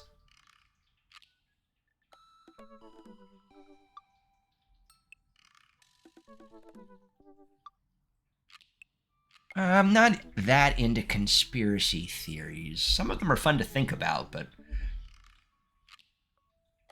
I'm going to be boring and say how proud I am of my child. Profile complete. See, that wasn't so bad. Yeah, that was actually kind of fun. I could totally spend all day on here just looking at people's profiles, now that I've made my daughter late for school. Yeah. You should message one of them. Or more than one of them. All of these dads seem pretty interesting. Okay, I promise I'll make some friends. Amanda gives me a hug. Go get him, Dad. Welcome. Oh. You've got dads. You've got dads. What's this? What's this? Do I have a notification? What is this? It's me, your dear old friend from far back in the day, Dad Manda. I'm delighted to see you've signed up for Dad Book. They've recently added this exciting new messenger service, so you may find yourself receiving messages from other dads, like myself. Take care not to miss them. Amanda, is that you? What are you doing on Dad Book? Why, Toptim, I never. We've known each other since business school. How could you possibly confuse me for your amazing and talented and easy to buy things for daughter? Though I am, of course, flattered. You should buy Amanda more things. Amanda, you know I didn't go to business school. I barely even managed to get my degree. That's okay. Wait, no. Wow, I didn't say that. You never heard that. This is gold. I was a great student, I swear. I graduated at the top of my class because I worked hard and ate all my vegetables. Totally holding on to this for later. Wait, do you even remember what I majored in? I decline to comment. Cool. Conversation ended. Look at that. Okay, I assume we should go for Craig here, chat, right? I feel like that's what we got to do here, I think. Okay. Okay. We're going to do it. Craig. Craig Kahn. Message. Oh, I've only got 0 of 3 heart. Dad of 3, business entrepreneur, fitness enthusiast, juggling work, family, and fitness is a tough gig, but someone's got to do it. On a Friday night, you're most likely to get in one last good cardio session. If you had one thing to take with you on a desert island, what would it be? A box of energy bars. What are your turn-ons? A sub 6-minute mile? He's not going to be turned on by me. I don't think so. What did you want to be when you grew up? Beer pong world champion. What's your favorite movie genre? Buddy cop movies forever. What's your ideal date? Scaling a huge dangerous mountain for fun. What do you never leave home without? An extra tube of energy gel. The way I thought that said lube. Extra lube.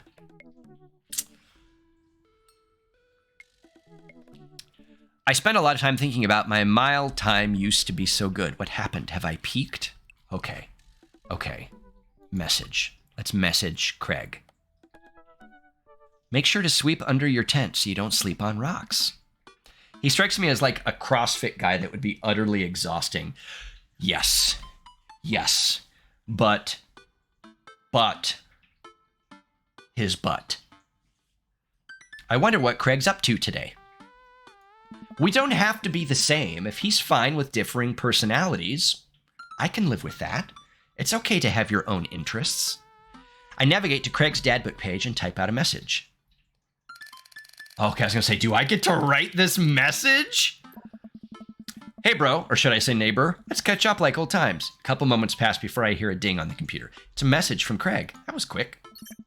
Bro, my man, let's definitely hang soon. Might be a little different from our old weekend-long benders, but it'll still be fun. I think for a moment, this could be a fun opportunity to see my old buddy in his new element. Yeah, the hey, bro. We exchange a couple more messages, and he logs off to prep for the game. I should see if Amanda wants to join me. I walk over to Amanda's room and knock on the door. Wait, didn't she go to school? Yo, Amanda Panda. Oh. I open the door and find Amanda sitting cross-legged on the floor, surrounded by magazines and newspaper clippings. She seems to be making some sort of art piece, but look at her. Has she been crying?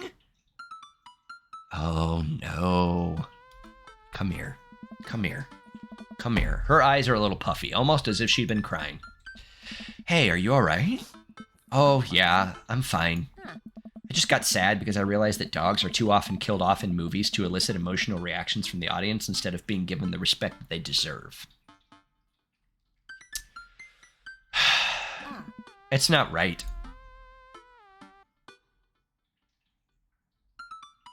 Are you sure that's all you're upset about? If there's, anything going on, I just want you to know that I'm here for you, and I'll always be here for you. Whether you need a shoulder to cry on or a strong dad to go kick someone's butt, I'm only a phone call away. Oh. Thanks, Popsicle. I appreciate that. But I'm fine, really.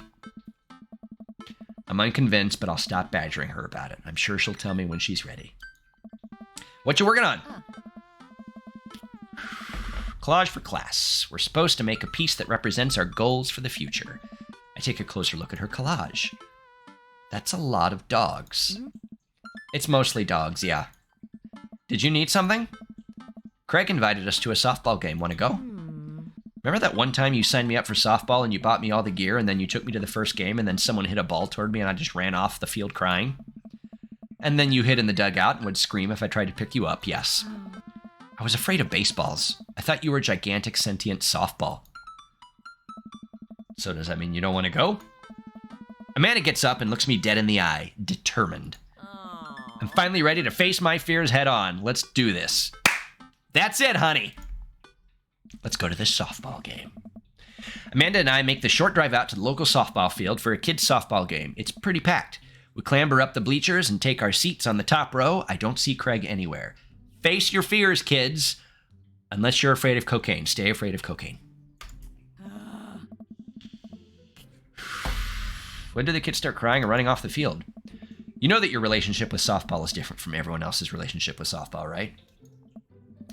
Okay, but if I don't see some kids cry, I'm going to be pretty disappointed. For nostalgia purposes, of course, not because I take the joy out of children fighting for my amusement.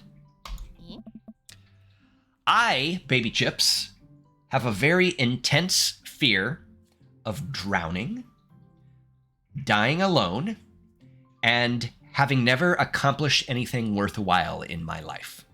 Those are my 3 big fears. I've just bared that all out to you. Those are my 3, my top 3 all-time fears. Definitely not that. The game starts and the kids run out onto the field. I see Craig by the dugout with a clipboard. He has River strapped to his chest, as per usual. There's a guy in a pancake costume doing jumping jacks across the field. I guess that's the mascot. Okay, they missed an opportunity there. He should not be doing jumping jacks. He should be flipping to be a flapjack. Face your fears, but what if my face is my fear? Face it, stepbrother, because I'm sure your face is absolutely wonderful. Dying in heights. See, I'm afraid of heights, but I'm okay with heights if I feel stable. Like if I'm somewhere where there's a railing I can hold on to, I'm fine like looking over a big height or whatever. But like walking up to an edge with no railing, can't do it. Nope. No. I just need to feel secure, and then I'm okay with heights. Yes. One time, Megatron Brad, I'm going to tell the story. Sorry. Not sorry. I have this weird fascination with the Golden Gate Bridge. I love it. I think it's one of the most amazing feats of architectural, like, brilliance. And the first time I ever got to go to San Francisco, I wanted to walk across the bridge. But we got there. I was with Megatron Brad, and he's very afraid of heights as well. And we got there, and then we started to walk across the bridge, and then he couldn't do it. He was too afraid. He had to stay back.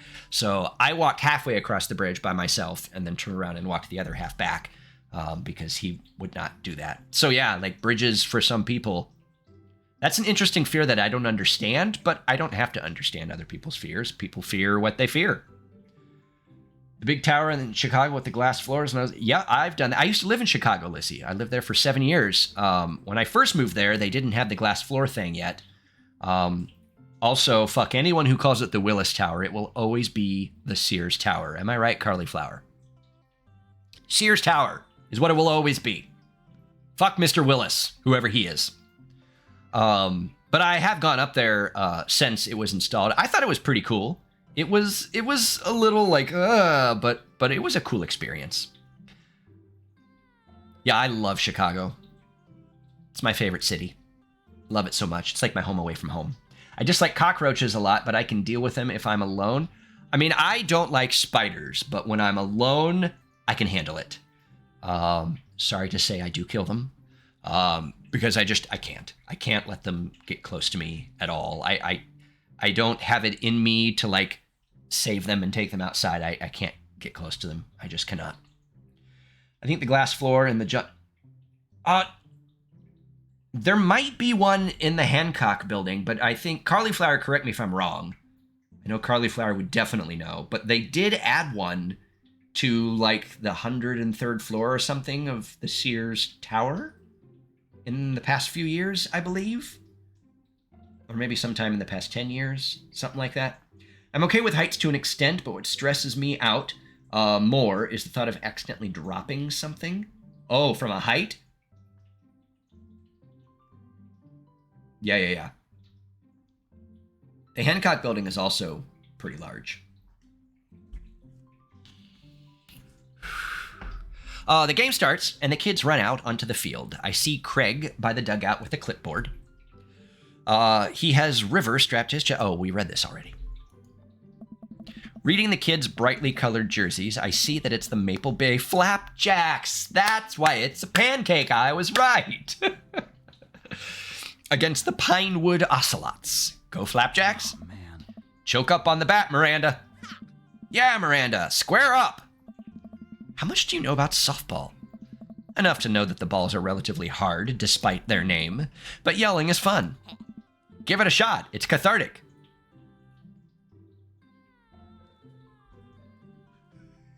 I really want to say the second thing.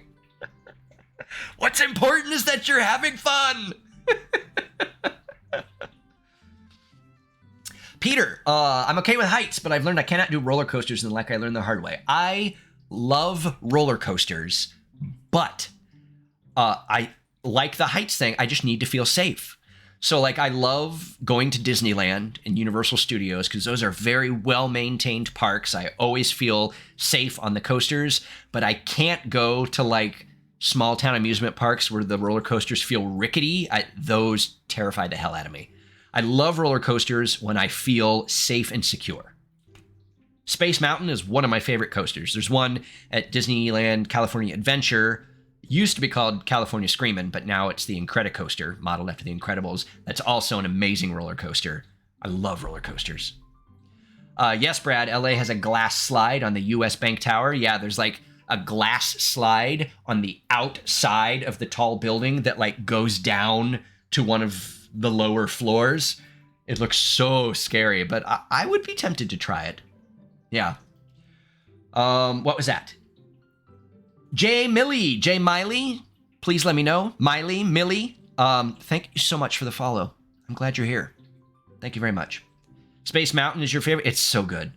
It's so good. And I'm not especially a Star Wars fan, but I love when they overhaul it and make it Hyperspace Mountain, and they make the whole thing like an X-Wing flight battle. It's so cool. So cool. Thank you again for the follow, Jay Millie. Please let me know if you want to come out of your lurk. That's up to you. Have you seen that TikTok where Ryda almost falls, but everyone holds it down? Oh my God, no. And I don't want to see that. I don't want... Kovu, welcome. Drop towers are an interesting thing, Hoyna. I don't like just like being dropped all willy-nilly, but like at California Adventure, the old Hollywood Tower of Terror, which is now the Guardians of the Galaxy ride. I love that. Again, because I feel safe, because I'm like an enclosed like elevator thing in a seat with a seatbelt. But I think that's so fun. Okay, man, I love this roller coaster conversation, but we're never going to pick a dad if I keep reading them all. I'm going to do the second one. No, I'm not. No, I'm not. That's too dad. Keep your eye on the ball. And also an eye on the bat. Kovu, welcome back. We missed you. I just hate sitting there super high up for a long period of time. Yeah, that's fair. And the outfield and the other players. Just keep your eye on all that stuff simultaneously. Oh, nice. We watch a couple innings of softball. They aren't ready for the major leagues yet, but Craig's trained his team pretty well. It seems like he's really good with kids. Keg stand Craig is good with children. Whoa. Tim, you play a dad in this game. Yeah, I do. And I might be a little too much like a dad in real life. Wow. I don't think I like that. Having an existential crisis now. It's amazing how hard they're hitting the ball and how no one has run off the field crying yet. Amanda, dear, you have to let it go. Let what go? I'm perfectly fine. The opposing team is up at bat. They hit a fly ball out into the center field. The tiny little girl tries to get into the ball, but it misses her glove and hits her straight on the forehead. Was I Father Raider or was that Brewer? Because Brewer is a legitimate dad, and I am just the stream daddy. I forget who was Father Raider. Was it me? Or was I just Daddy Raider? I don't remember. What? See? It's a completely justifiable fear. The girl plops down on the grass and starts crying. Craig makes a beeline to her, checking her forehead and comforting her until her parents arrive. He carries her off the field as she sobs. Oh, Craig. Baby Chips, bless you. I'll be your dad. I'll be all of your dads. I'll be all of your dads. Man, it's strange to think about how... I feel like there's a kernel of something in there related to the community and what we could call the community. We'll have to let that marinate, chat. We'll have to let that marinate. It's strange to think about how this was the guy who backflipped off a roof and into a pool while shotgunning a beer. He's so responsible now. The game resumes after the girl calms down a bit, and we watch a couple more innings. Craig's team is crushing the other team in the 9th inning. The Ocelots seem to have given up by this point. I see one outfielder eating fistfuls of grass. Oh, Gabba, Gabba, Gabba. Gabba, Gabba, Gabba. Isn't that a children's show? A batter on the other team knocks a foul ball into the stands. I follow the trajectory and... Oh no, it's coming right for me. Oh no. Oh no, no, no, no, no, no, no, no. I close my eyes and brace for impact. Does it hit me or did Craig save my life? Or did Amanda? That would be a nice twist too. I open my eyes and look over to see Amanda holding the softball. That's my daughter. Hey. I caught the ball. You saved me. I caught the ball. Dad, I caught the ball. You did it, Amanda. I faced my fears. I defeated the softball. I can do anything. Amanda and I share a big hug. It's a tender moment that I don't think anyone else watching really understood. Proud of you, kiddo. I am. The way I'm actually proud of virtual Amanda. The game ends and Craig's team are declared the victors. We sit patiently as the girls line up to shake hands. Great job, everyone. We walk over to the dugout to congratulate Craig, who's talking with some of the parents. Craig, great work, man. Oh. Thanks.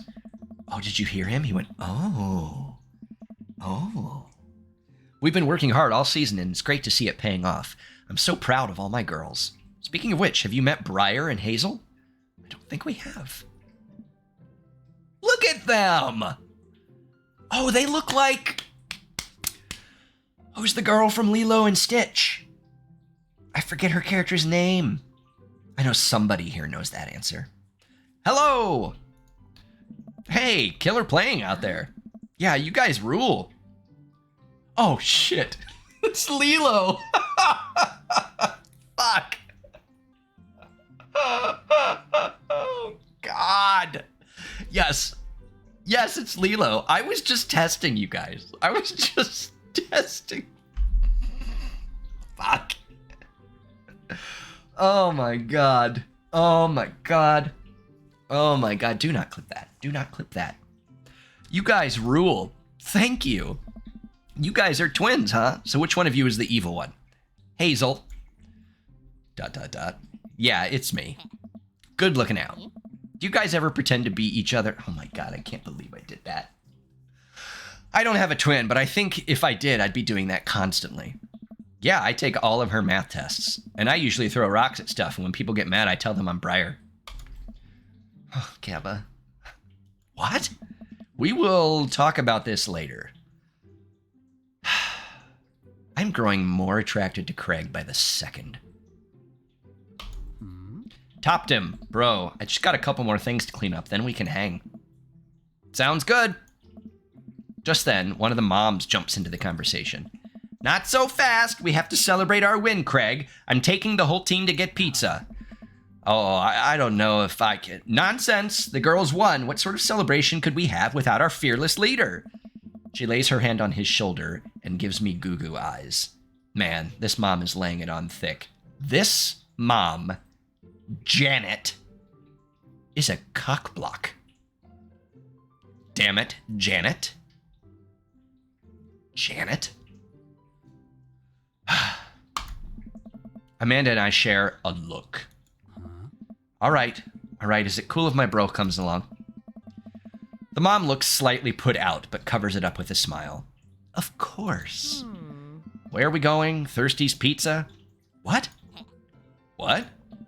It's a real place. Lissy, thank you for getting the reference. She needs to back off. Yes, she needs to back off.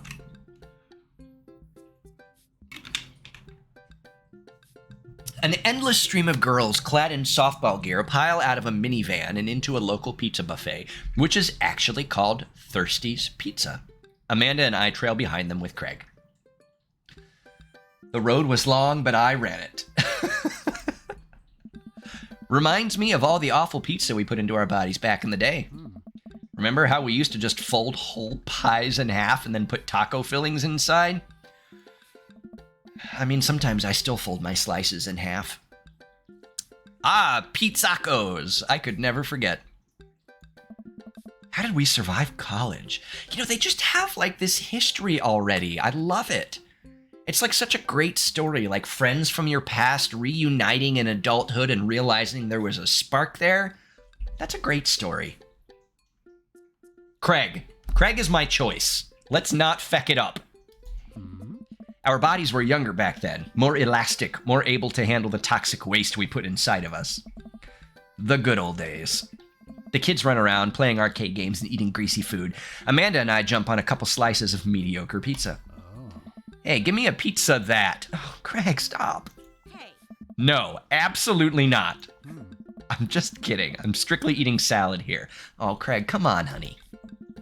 Thanks for addressing the issue, Amanda. Dad? A different mom walks up to us, talking to Craig as if we weren't even there.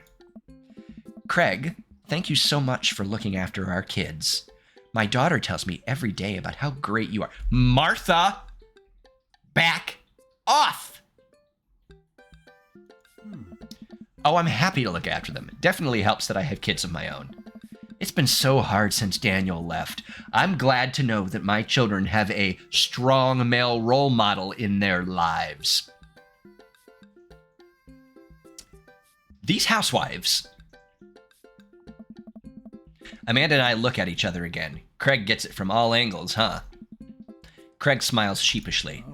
Oh, I gotta sneeze. Oh, did I mute in time? Thank you so much, dude. Craig holds his fist up for a fist bump from the mom in what I think is a maneuver to lighten the conversation. Boy, Stream Elements is being super aggressive with my socials. I think I need to change that timer. These housewives are more feral than Kovu. I mean, I guess it is called Thirsty Pizza. Yeah, stepbrother. He looks super uncomfortable. I should throw him a bone here.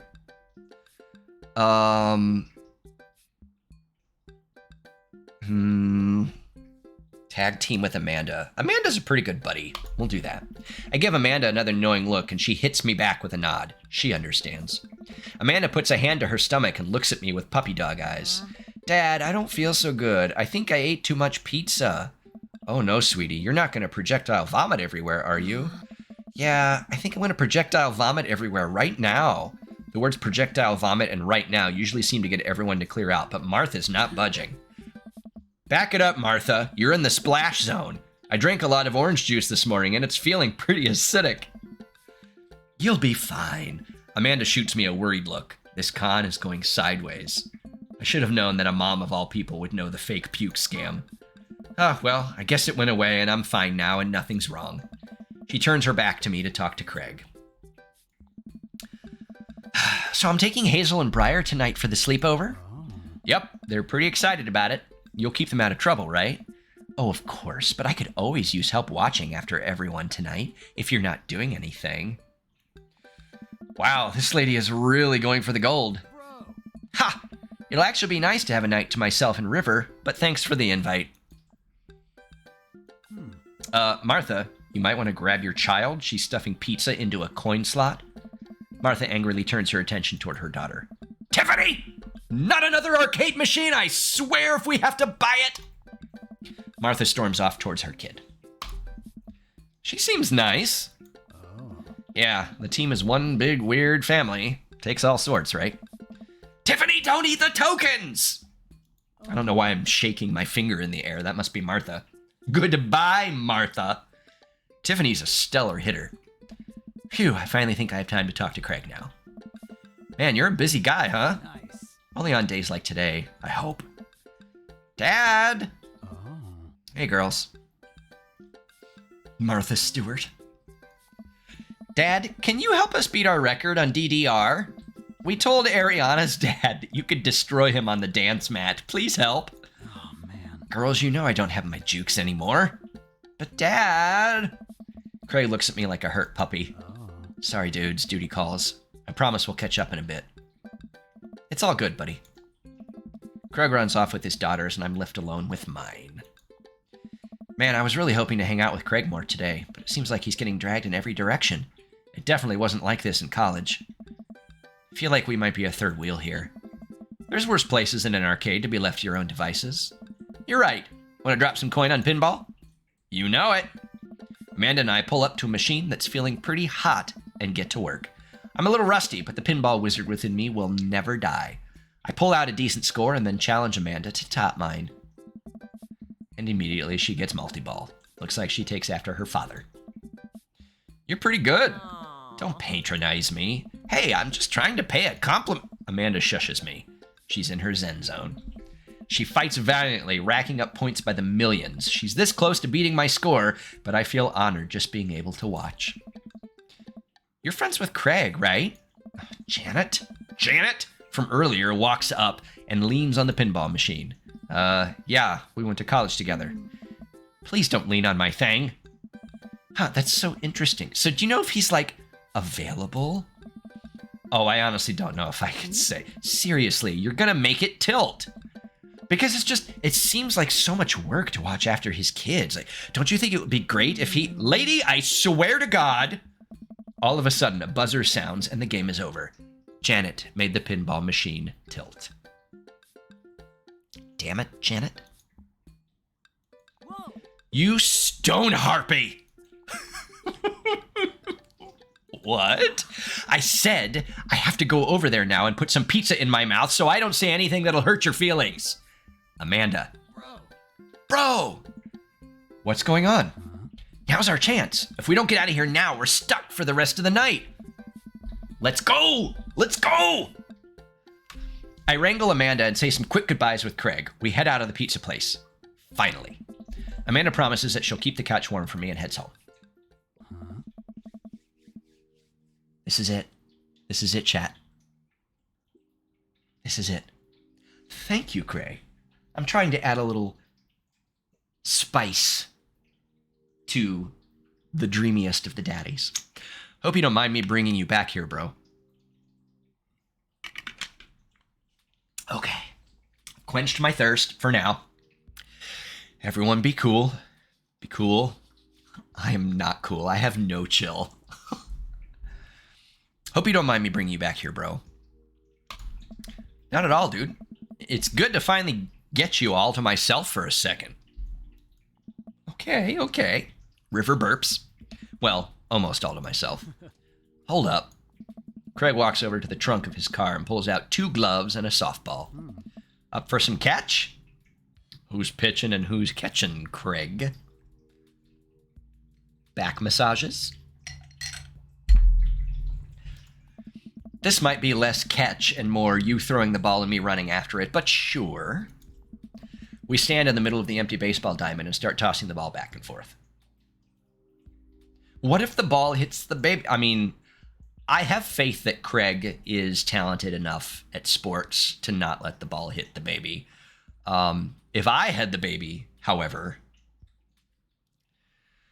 we stand in the middle of the empty diamond and start tossing the ball back and forth. I have a cooler in my car we could go grab, but there's only juice boxes in there. Man, fatherhood is strange. You're telling me. I can't believe I'm looking back on my kickstand Craig days and reminiscing about it. Those were some good times. I don't know anyone else who could pull off the rare horizontal kickstand. It was a feat of discipline, bro. Trust me. I haven't properly hung out with Craig in so long, I don't even know where to begin. What do we want to ask him about, chat? Or are we going to have a chance to ask all three? You guys have to help me with my date. I suck at this. I'm so bad. Business. Is he loaded? Okay, Lissy. I like what you're thinking. Okay, we'll go business. So, oh! He liked that. Dream sugar daddy. So you run a business now? Look at me next to this guy. I don't deserve someone that looks like Craig. Come on. With my egg nipples. Wow, I think I was just projecting there. So you run a business now? Nice. Yep. We sell fitness gear, imports and exports mostly, but we're coming up with our own line of athleisure wear soon. Oh, fun. I nod. I mostly use my sweatpants for watching TV and not, sweating. Sounds like he'd make a killing. If you ever need athletic gear, I've got your back. You could sponsor me. I'll rep your athleisure wear brand while I mow my lawn. Oh.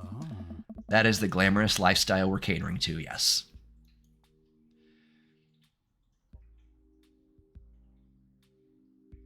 I should show more interest in his kids because they're a big part of his life. Oh, I can't believe you're a father of 3. Oh. Neither can I. You know me, I'm an indecisive person. You switched your major 4 times. Oh. Yeah, I had no idea what I wanted to do with my life, but raising kids... When Briar and Hazel were born, it all finally made sense. It was like all the time I had spent trying to figure things out led to them. I couldn't be happier about it. I don't think I've ever cared about anything as much as I care about them. I had the exact same feeling when Amanda was born. It was the best thing to ever happen to me. It could be the only thing that ever happened to me, and I would still be proud of the life I lived. Oh. That's beautiful. I don't want children, but that's beautiful. I used to want children. There was a part of my life where I definitely thought I wanted children because I know that I would be a good dad.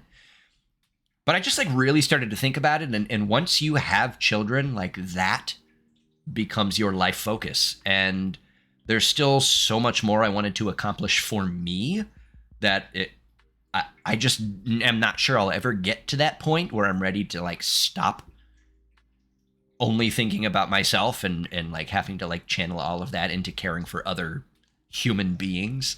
So I'm not sure that kids will ever be in my future. Maybe adoption at some point down the line, but we'll see. Coaching stuff to seem stressing him out. Yeah, it kind of does, Peter.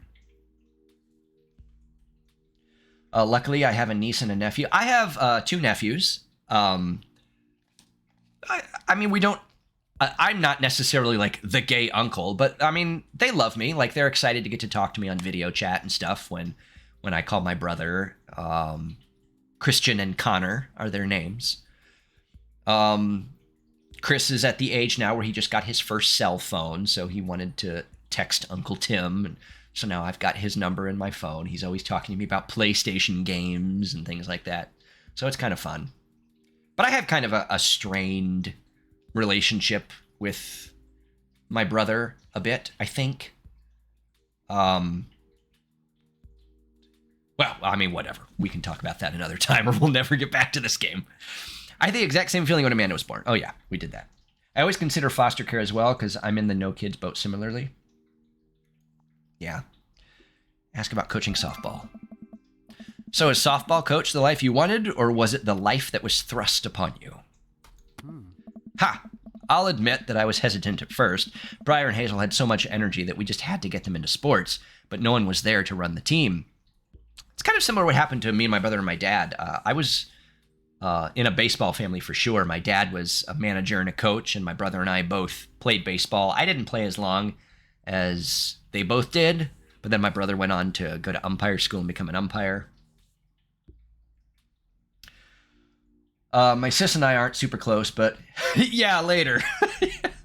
I have a niece and I love her so much. I have fully assimilated the role of excellent. Excellent. The more I did it, the more I saw how much it meant to all the girls. I'm worried there'd be a riot if I quit. I would also be afraid of a bunch of tiny children with metal bats. They're quick and they work as a team. I've trained them too well. They'd take you down like a pack of velociraptors on a T-Rex. Good reference. Oh, but Craig doesn't look happy. Look at him. Craig, can I make you happy? Oh. It's nice out here. Quiet. Must be good to get away from the softball moms for a bit, huh? Oh. Christ, Janet. Yeah, that was a lot. Are they always like that? I don't know if I have Peepo Riot on my BTTV, Ellie. I might not. Because at this point, I only have 15 slots. Actually, this wasn't nearly as bad. Yikes. I don't know. I'm just so not interested. Oh, he's sweating. I think he's trying to tell me he likes dudes. I was in baseball in like late elementary school and I got bullied. The gay experience. Oh, that's too bad, baby chips. Sorry to hear that. I was really fortunate because even though I grew up in Southern Ohio, I lived in a small pocket of a major city that was pretty progressive. So we had a pretty big arts program at my high school, and it was a very rare high school where like the drama department was just as popular as the football team. So when I came out, it really wasn't that big of a deal. I mean, there was still a lot of whispers because high school kids are high school kids, but I never really got bullied. It was interesting because before I came out, I got called the F word a lot. And then after I came out, suddenly it all stopped because it's like they all realized, oh, we were just joking, but it's not a joke. We should stop saying that. So I was pretty fortunate. I haven't had too many bad experiences, but I know that's not the case for other people. Of course, baby chips. I assume things have gotten better.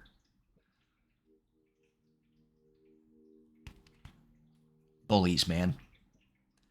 I hope they've all come to terms with what they did when they were younger and have started to make amends. Well, what are you interested in? High school was pretty much fine, yeah. I am one of the rare people that enjoyed high school.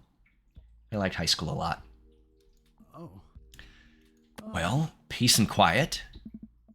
That hot, hot silence. Toptim, what a strange thing to say. I came out as trans right before freshman year. That's really great that you were able to be in a position where you felt safe enough that young to be able to do that. That's kind of one of my... hold on, Maru, we're talking about something serious. That's kind of my one big regrets is that, like, I went to... I mean, you guys know how old I am. I went to high school in the late 90s, and that was... Even though I was in, like, a pretty decent place, like, it was still not easy to come out that young. So, like, I didn't really come out to any of my friends until I was about 16 or 17, maybe. And I didn't really come out to my family until I was 21. And that's one of my... I mean, it's... Dwelling on regrets does no good, ever. But if I were to, like, dwell on regrets, it would be that I wasn't able to come out sooner. Because I miss a lot of those... I never got to have a lot of those growing up experiences, like going to dances with a date that I was actually attracted to. Like I always went with my female friends and things like that. And being able to have a lot of those growing up experiences, I just never really got to have because of how late I had to come out. I mean, I guess I could have come out earlier, but...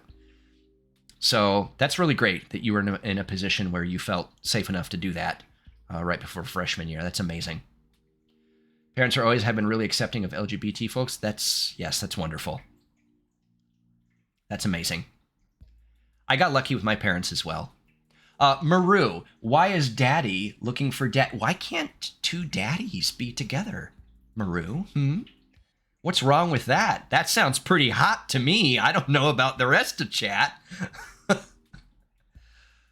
The baby looks shocked. Cray, I'm also shocked that that came out of Toptim's mouth. There was no judgment. I was just asking a question. I mean, I wouldn't mind having a dream daddy. Nothing wrong with that. I mean, this man right here is a very fine specimen, I would argue. My school was sort of alternative, so I was very lucky to be mostly accepted by the people around me. And soon after I found the queer crew, it was great. Though the school still has its... I mean, yeah.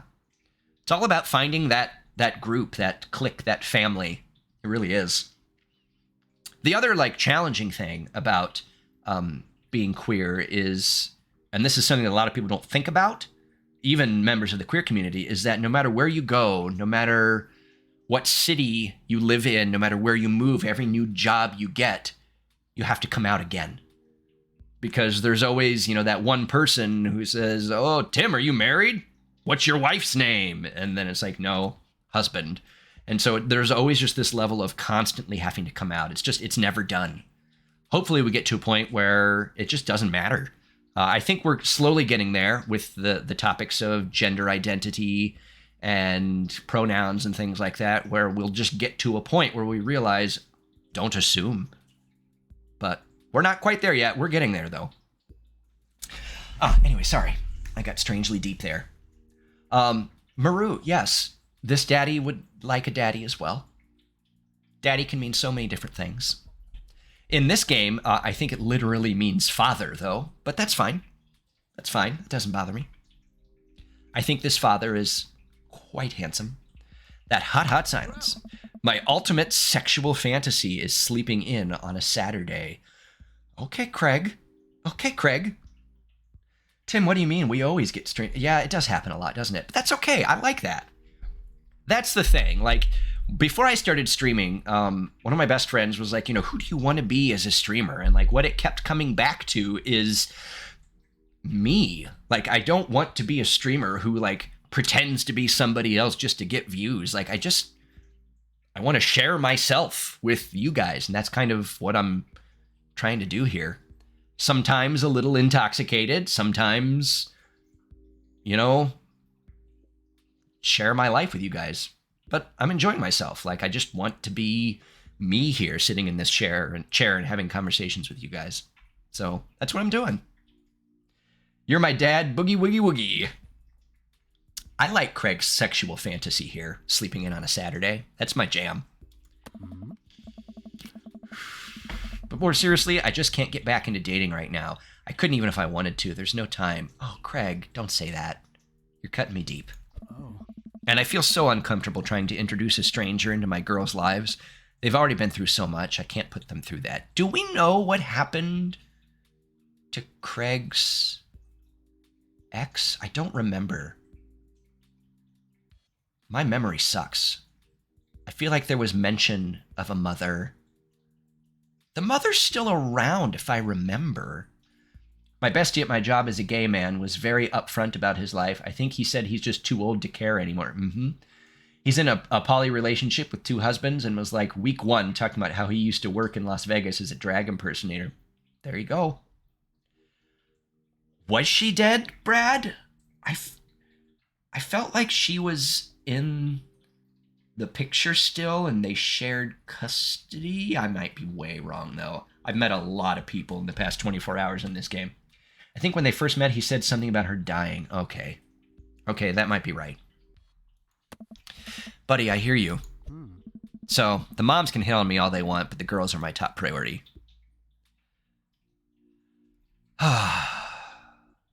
Hit softballs, don't get hit on by mom. Nah.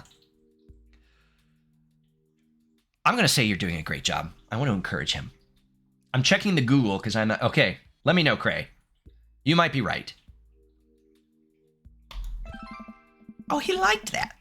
Those kids love you. And to add to that, the whole team loves you. I think you got this dad thing down right. Mm-hmm. Thanks, bro. That means a lot coming from you. While I'm distracted, I miss the softball, and it hits me right on the head. Wow, that hurts. Amanda was right all along. Sorry, dude. Craig runs over to me. Are we going to have a moment? Are you okay? Yeah, I'm fine. Wait, let me do the dad thing for a second. I want Craig to do the dad thing on me. Craig spends a moment examining my head. Oh. It's worse than I thought. Don't tell me you have to kiss it to make it better. Please kiss it, Craig. Hey. You would be so lucky.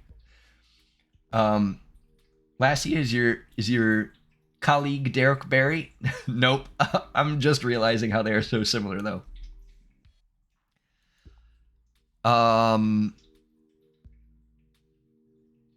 Oof. Should I? I think I'm gonna go for it. I think I'm gonna go for it, chat. Should I, or do you think it'll scare him off? I need all of you in my pocket when I'm flirting with people in real life. Craig eventually got married to... Oh, right, Smashly! How could I forget Smashly? Another old friend of Avatar. When he and Craig were in college, they ended up having their daughters. However, Craig and Ashley eventually got divorced. That's right. That's right. How could we forget Smashly, chat? Oh, no, I'm late. Someone fill me in. Also, hey, K. Shepard. Well, I've pretty much chosen Craig. We're trying to make him like me right now. We went to a cookout with lots of the dads. There were lots of dad puns had. There was some drama with Amanda. But we're cool now. You want me in your pocket? Maru. I have all of you in my pocket. I'm going to say I'm going to do it. I'm going to do it. I mean, I feel like I've earned it at this point, waiting all day to hang out with you. Oh, Shepard, you missed Team Ussy. Yes. There was a moment between Toptim and his daughter Amanda, and they were like cheering on Team Ussy, because Ussy is their last name. So we've decided that one of my merch items is going to be this horrible egg nipple shirt, and on the back it's going to say Team Ussy. Yes, that was probably the biggest thing. Shambo! Hello. Hello, dear. Welcome in. Glad to have you. T-Rex, welcome in. Welcome in. Yes, Team Ussy. That's the big thing. Okay, let's see how Craig reacts to this. This is a moment here. Well...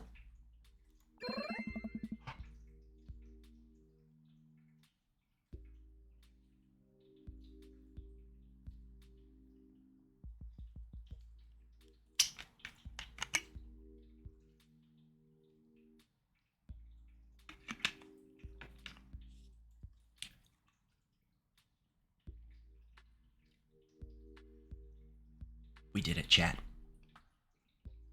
We did it. Team Ussy.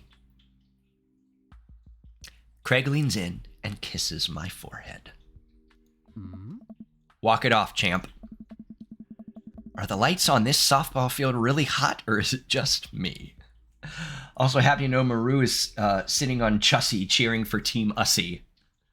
Yes, Maru's streaming chair is named Chussie, by the way. God, I love those little pride bears that Brad uses all the time. Do I have them? What are they called? Pride Rise. Let's see. Do I have it? I do! Okay. Actually, more than likely, Maru is either wearing a robe or he's lying in bed. Aren't they hamsters? Yeah, I thought they were. Are they little hamsters or little bears with pride hearts? I can't tell. 100% in a robe. Maru, I know you so well. Okay. Are the lights on the side? Okay. I get up and dust myself off. River yawns. I still say they drew him specifically to look like he's got a boner in his sweatpants. Hey, little buddy. You must be getting tired, huh? Oh, River closed his eyes. Her eyes? Did we ever figure that out? He called her bro. I called her she. Well, we'll see. Oh. I hate to say it, but I should probably head out. Sorry things are so... You get older and life just kind of gets in the way, you know? We start walking back to the parking lot. Hey, remember that one house party we went to that got broken up by a helicopter? How could I forget? You and me hopped over a concrete wall to get away. Yeah, that could be cray. A gender-neutral pronoun. For sure. But the other side of the fence was a parking lot where a bunch of cops were parked. Oh man, yeah. Could you imagine the look on our faces? We just walked straight past them like we were out for a stroll. And not knowing that we were at the party, they started joking with us at how big of a bust it was. We had to talk to them for 30 minutes. You told them you were interested in joining the academy. And then they started giving me pointers for the exam. Longest 30 minutes of my life. Man, college. Good old days, right? We get back to our cars. Craig pulls me into a hug, or at least as much as we can manage with a baby between us. Oh. Boy, chat, this game is just like... Megatron Brad tipped $3.33. Thank you. Thank you, Brad. I appreciate it. Thank you for the 333. This chat is just like really hitting on something carnal in my chest. Because it's like really dealing with the past and the good old days and how we change as we get older. And it's about finding new things to be good in life as you get older, because things aren't worse now, they're just different, and we just need to kind of get used to that and embrace that. It's really like hitting on something here. For me especially, because of my age probably, but yes, Team Ussy. Back to Team Ussy. Boy, chat, is that what you call your chat? No. Oh yeah, Anime, we got the kiss on the forehead. We got the kiss on the forehead. Because he threw a softball at my face. I don't always hate it, Shambo. But in this case, I like it. I think I like it. Never enough time, huh? Guess not. Oh. But there is enough time. It's never too late. Let me make it up to you. Let's hang soon, yeah? I'd like that. I yawn as I walk through the door, spotting Amanda hunched over her collage, glue stuck in hand. Burning the midnight art oil?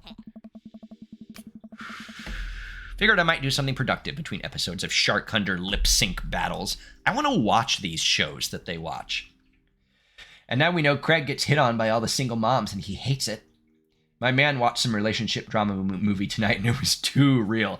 You know, you really start to realize, like, when you look at media, like 90% of media out there, music, songs, TV shows, movies, have to do with love and relationships.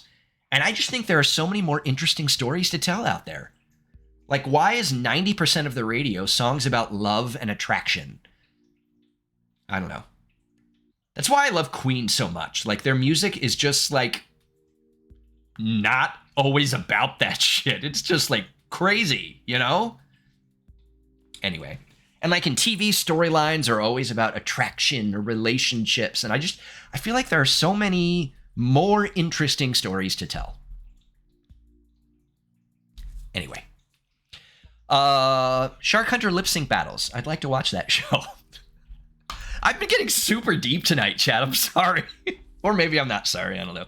Do the sharks lip sync or do the shark hunters lip sync? Yes. I look over her shoulder at the collage. Amanda, this is some good art. Look at this good art you made. Thanks. I'm just about done. Like before, it's still a lot of dogs. In one corner is a giant pile of cash. In the other, it's... Oh, I know where this is going, and I just got a little teary. Amanda, is that me? Yep. The whole thing is about my goals for the future, and those are basically just to sit on a giant pile of money with my 20 dogs and also have a strong and mutually supportive relationship with my father into adulthood. Oh, now you've done it. Get ready to watch your dad cry. Here it comes. It's happening. Oh, Dad. You did this with your good art. She pats me on the back. Hey, how was your hang with Craig? Dogs and strong relationship. Yes. A future we could all be happy to have. Never cry, never lie, never die. I wipe a tear from my eye. It was good. That Craig guy sure is busy. Yeah, dude, the softball life isn't for quitters. Also, I'm very proud of you for facing your fears today. How does it feel? I'm on top of the world, Pops. I should start facing my fears more often. How about tomorrow we hit some empty parking lots and practice, dare I say, parallel parking? Baby steps, Dad. I'll work my way up to it. I've heard that they don't teach parallel parking in driver's ed anymore. Is this the case for anybody that has done it in the past 10 years?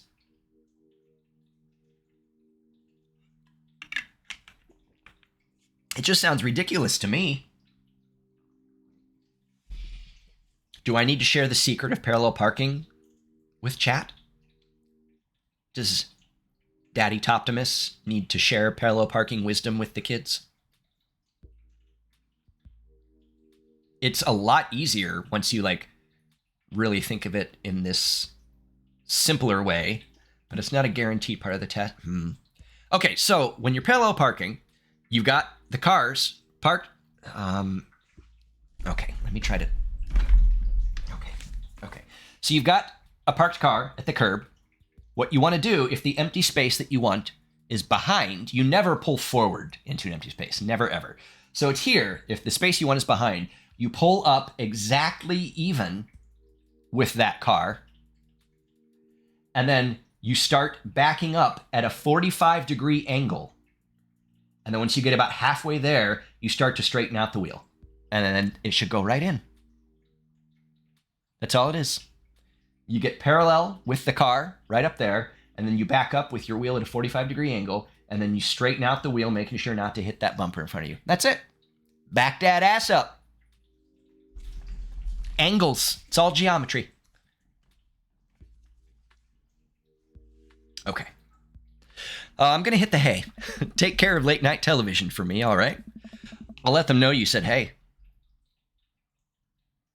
Bump her? I don't know her, Lissy. What's all this? What's all this? What's happening? Wow, that was an amazing date. Chat, we did it. Craig said it was an amazing date. Craig said it was an amazing date. What's all this stuff on the left?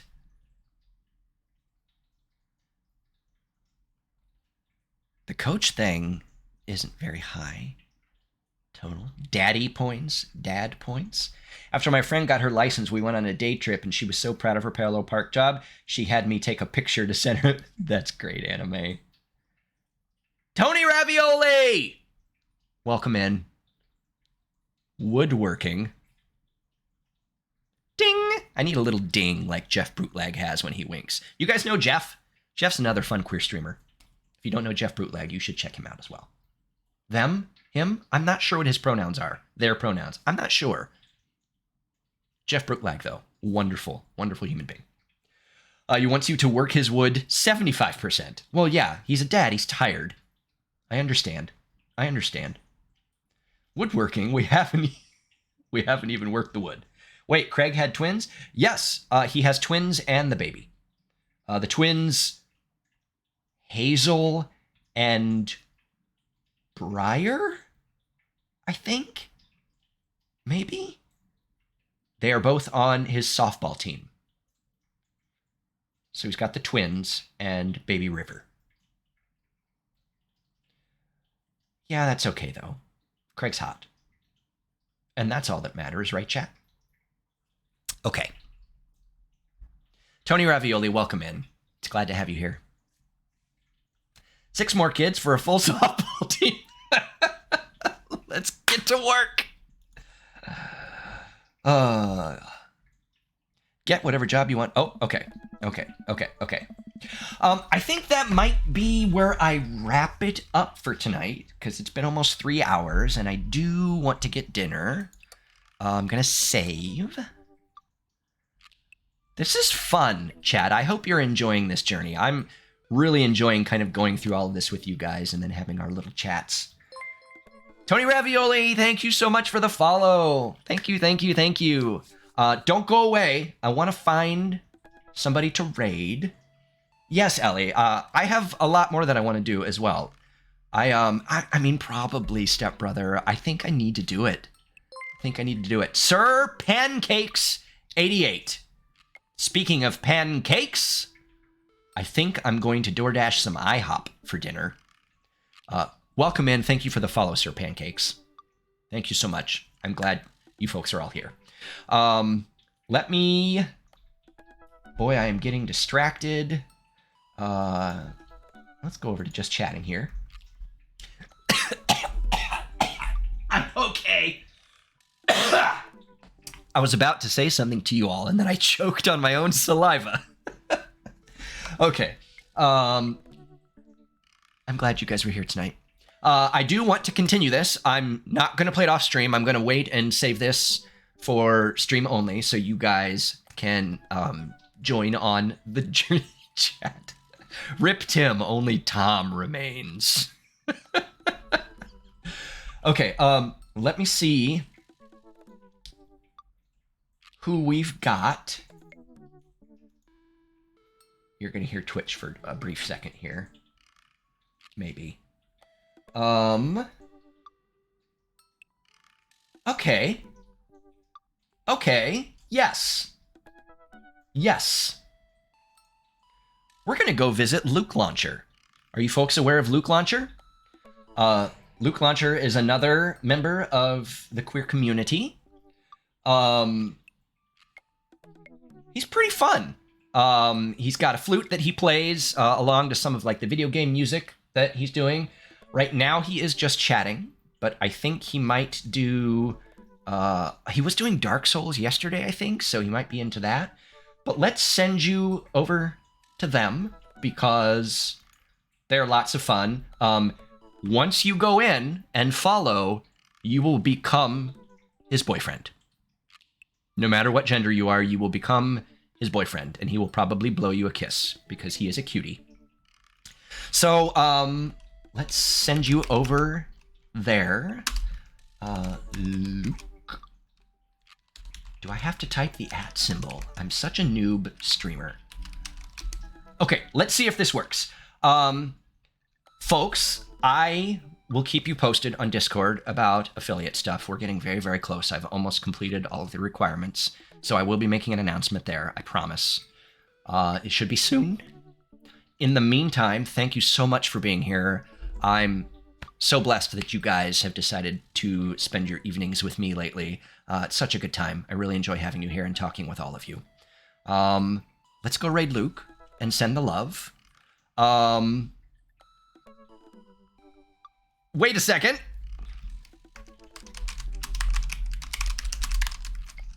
Raid message right there. Copy and paste it.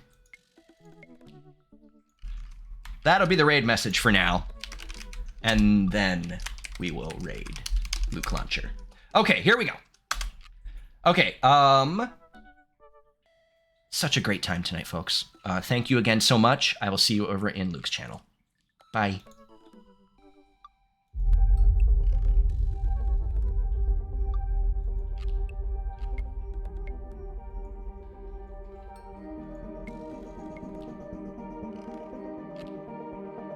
Good, yeah. I mean, I'm glad you're good otherwise. Wait, Toptim is... What's up? Hi, Toptim